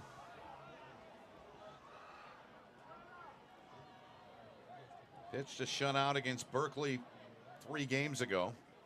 And this is even a step up in competition against the 6-0 Avondale team. Big time. Gave up 14 in the opener here against Bloomfield Hills. 2 timeouts remain for Avondale. 13-0 Seaholm. They've got it back. Coach Myers not happy about something. He's yelling at the official. Yep, delay a game. 5-yard foul, remains 1st down. Good call by him. Yeah. He nailed that one. 1st and 15 back at the 42-yard line now. Jim DeWald, you didn't see him, but we did. From our vantage point, he said we didn't get a fresh reset on the 40, on the 40-second play clock. You might have a point. Yep. Nevertheless, 1st and 15 from the 42 for the Maples offense. 4:31 to play. Brandon Kinney just getting back to the line of scrimmage there. Good push up front from Avondale's front. When do you think Coach Myers starts thinking about using his final 2 timeouts to get the ball back? A little surprised he's not using them now. I do too. Yeah.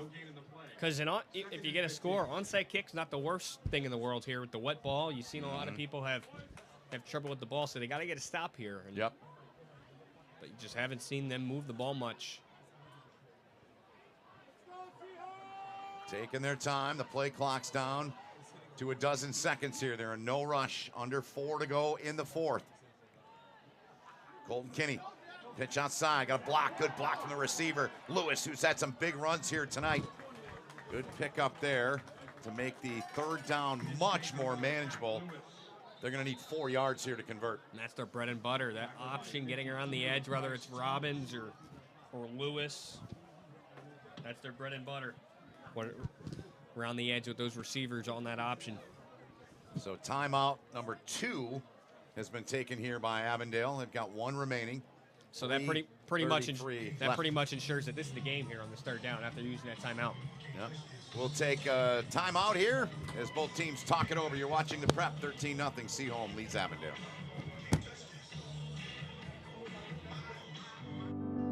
Be the best version of yourself. Be bold.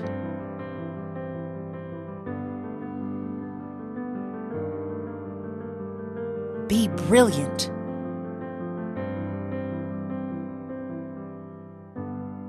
Be Birmingham.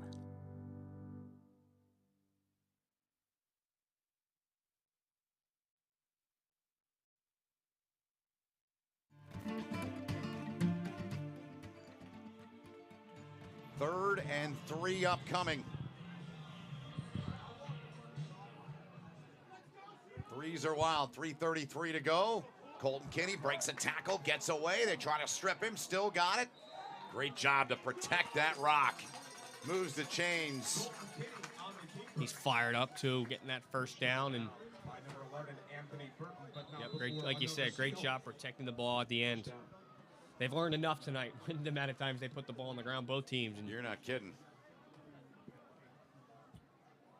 Go with Colton. 2, quarterback.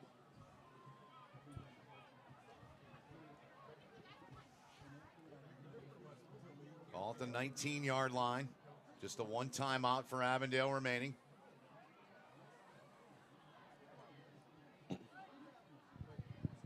.326 to play in the game.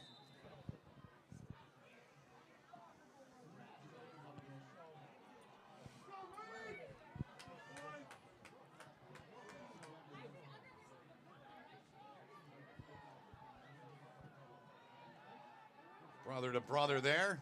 Grandin, another tough, heavy run there. Gets down inside of the 15 to the 14, and a flag flies late. Maybe been unnecessary roughness, maybe. Looks like it's might be on Avondale. A couple claps for Lewis. After the play, personal foul, late hit, 52 is the offense. Half the distance to the goal, first down. You nailed it, Matt. Bryce Thomas, the guilty one. And Bob Meyer coming out to check on one of his players who's still down. Writhing in pain. We'll step aside, come back here with a final 3:15 after this. Be the best version of yourself. Be bold.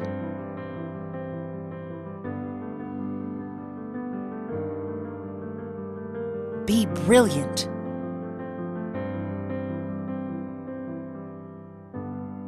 Be Birmingham.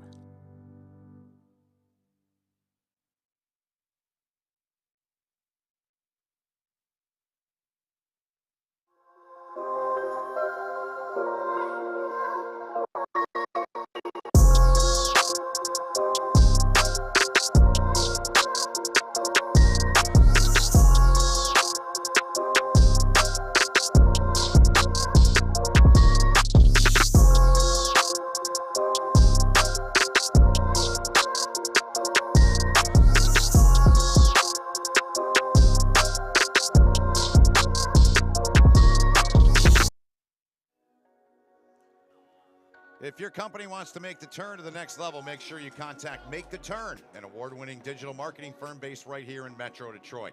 Founded by Mike Sullivan and Kyle Bogie in 2019, they've quickly grown to a full team of professionals who create custom marketing solutions to help grow your business.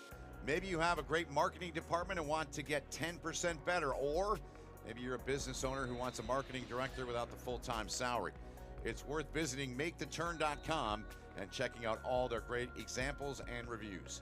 They can help with content creation, digital advertising, or even just optimizing your social media and web presence. Visit MakeTheTurn.com to schedule a free consultation and see how they can help your company make the turn to the next level. And into the end zone go the Maples again.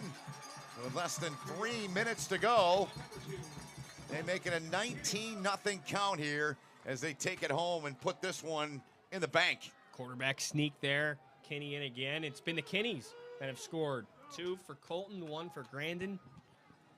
And that pretty much puts this game on ice.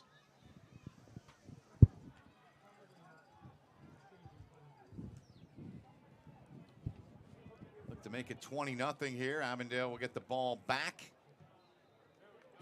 Snap a little high, but a good hold to get it down. The kick is up and good, and it's 20-0. Seaholm on top. So the Maples, barring a crazy comeback, would win their 5th consecutive game. This holds up. What do you think about these teams going forward, Ben? What do you think about these teams? I think Seaholm, I think Jim DeWall would tell you they didn't have their best night running the ball. They didn't really put, they have here, they did on that drive, they needed a drive, they got it, they put it away. I think they need to be more protective of the ball. I think there are some good weapons on both teams in terms of when you do throw the ball. But I think Seaholm is going to be a tough team down the stretch. I think they're both going to be tough teams. I think Avondale's got a little bit more explosiveness in their game in terms of the pass game. And it'll be interesting to see what happens with Miles Moore, who they lost early in this game. Their running back, who's a big, sturdy customer, a senior. But I think they're good teams. I think they could make pretty deep runs in the postseason. Yeah, so do I. And pretty impressed with the way that Seaholm's played in the second half, especially. Yep. They're a little sloppy in the first half, but Yep. when they've needed to go on drives, they have. They buckled up. They have. Did. Yep, they have. Short kick here. Fair catch called, made at the 28-yard line, sliding there and taken in there by Mr. Everything, Matt Lloyd. Running back, linebacker, returns kicks. He'll do it whatever it takes. And that was part of what Bob Meyer talked with us about pregame. He said, our identity is not anymore about individual stuff. Personal foul, unnecessary roughness, kicking team number 35. 15 yards from the fair catch, first down Avondale. Kyle Moore, the guilty one there. Personal foul on Seaholm. Coach DeWald is not happy right now. I don't know if he's upset with the ref or one of his players, but he is not happy at something right now. Looks like the official. So Avondale with the football at their own 45 with 2:52 to go, down 20-0 here. They've got one timeout remaining.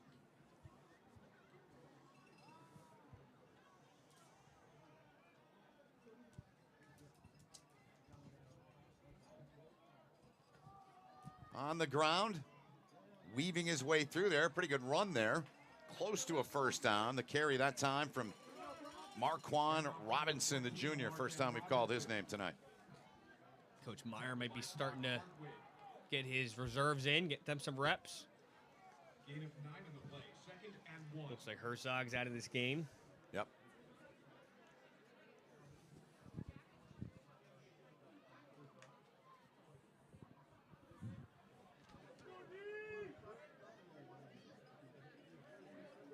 They get up to the line here on 2nd and a yard.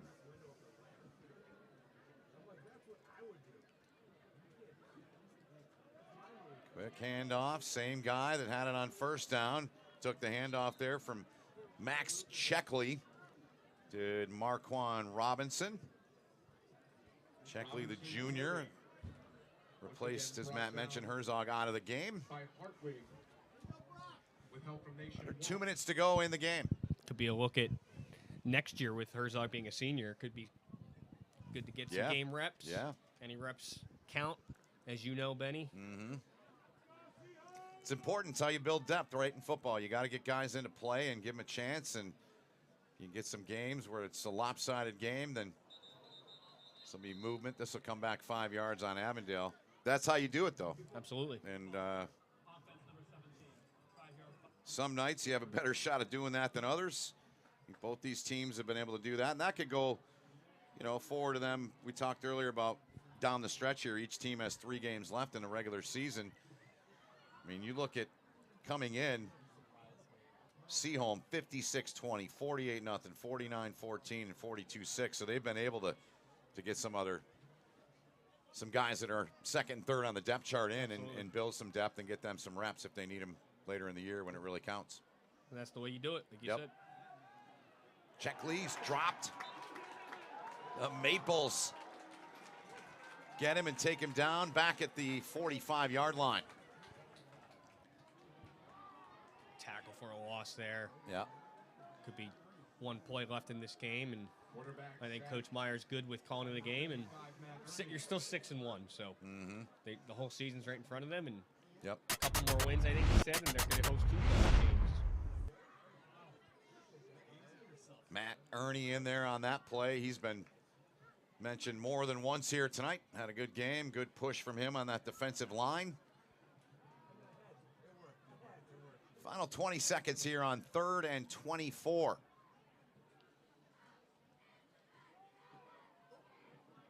Robinson sidestepped one, broke a tackle, dropped down at the 49-yard line, and that's going to be the final play of this game as the Maples of Birmingham Seaholm win it on homecoming, defeating that squad in white, Avondale, 20-0. Maples go to 6-1. Avondale, their first loss of the year, they drop to 6-1 in an OAA crossover.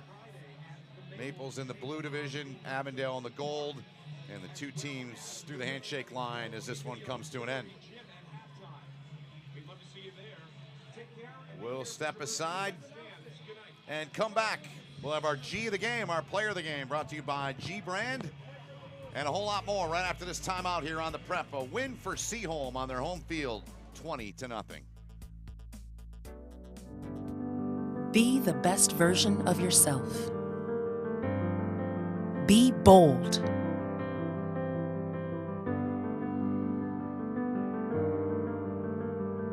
Be brilliant.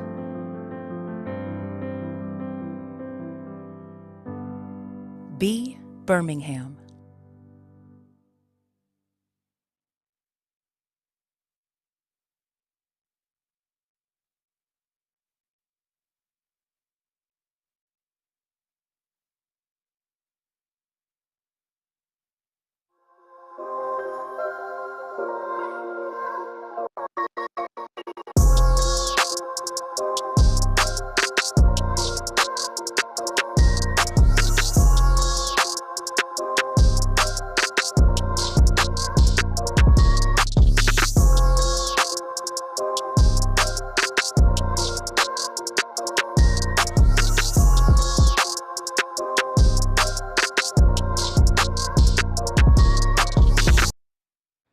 This is Adam, take 2. Mark?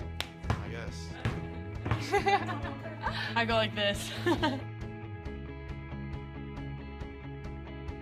The best part about playing football in Texas has to be the reaction from the community. I want to encourage others to play volleyball or choir because you get to experience new things and do stuff that you've never done before. My reason why is passion. My reason why is pride.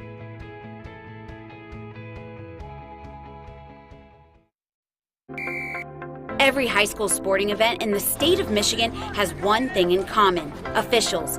Every game, every meet, every match. Without officials, there'd be no touchdowns, no three-pointers, no face-offs. Without officials, there'd be no games. Officiating is a great way to give back to your community and stay involved with the sports you love. And officials are needed now more than ever, because without officials, it's just practice. Homecoming victory for Birmingham Seaholm. They're huddled up around their head coach, Jim DeWald. We'll be talking with our G of the game momentarily. It's going to be, we'll tell you, it'll be Colton Kinney. A couple of touchdowns in this one, Matt, and directing the offense and put together a couple nice drives when they needed it most, when it was 7-0 in the second half. Yeah, they kind of stalled there, and they had the early touchdown to go up 7-0. They kind of stalled for about a quarter and a half, and when they needed the drives, like you said, they went on them and iced this game away. Big win for Jim DeWald and his squad, and they get the job done. He's already here. He's quick. He's quick. Well, we're going to take a timeout. We'll talk with Colton Kinney in a moment. We'll step aside one more time. We'll come in and present our G of the game to the senior quarterback of Seaholm right after this timeout here on the Prep. Be the best version of yourself. Be bold.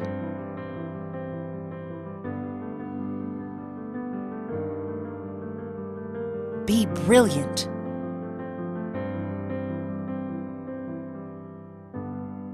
Be Birmingham.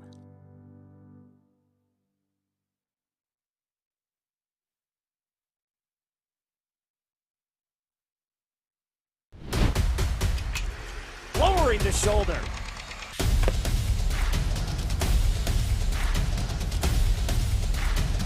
Swing and a miss.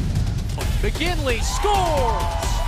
And it's going to be a challenge for us. I mean, they're a really talented football team. I think everybody knows that. 4 wide receivers. Pressure, steps up. Marshall wants to run again. Cuts down the middle of the field. All alone. Touchdown! Warriors! What a cut.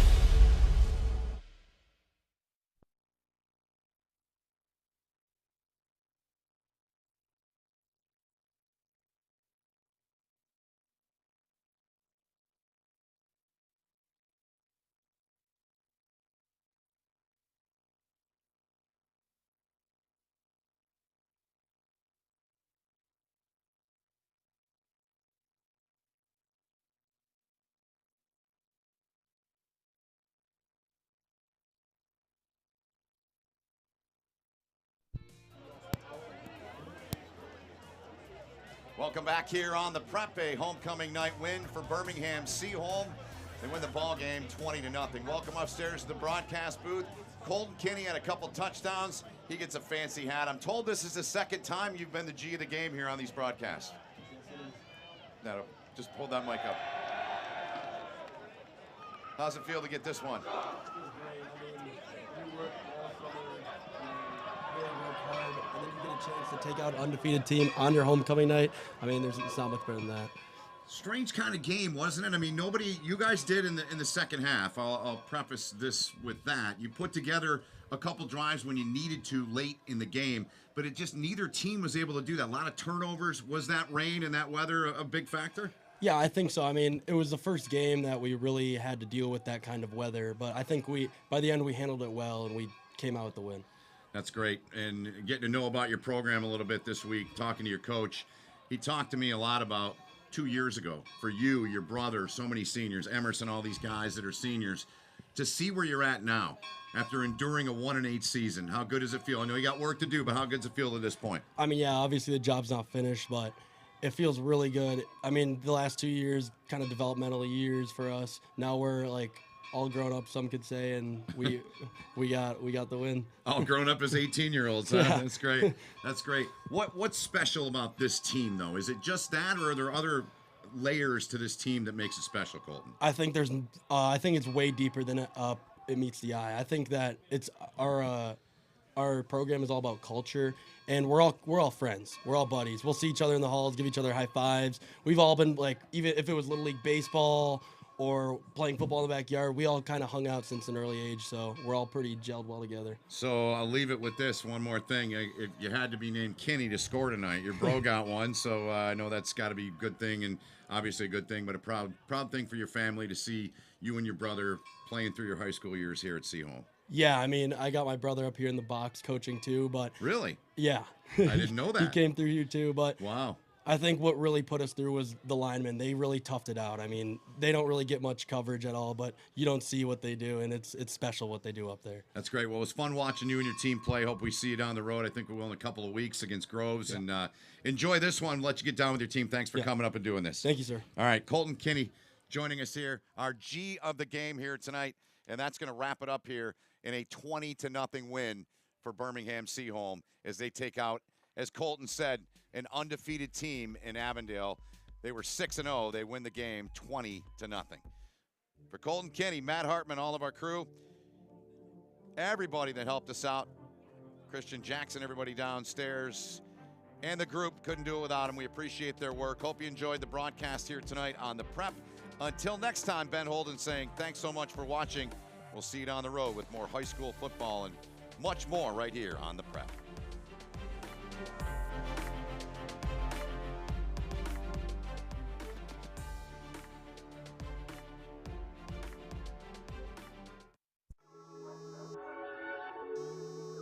Christian, get up!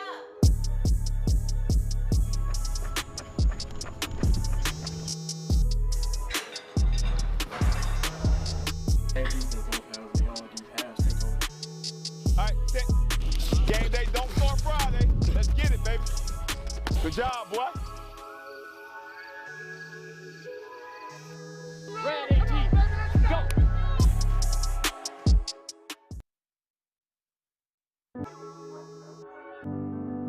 Be the best version of yourself. Be bold.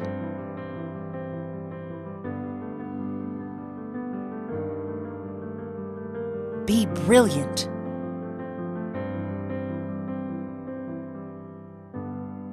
Be Birmingham.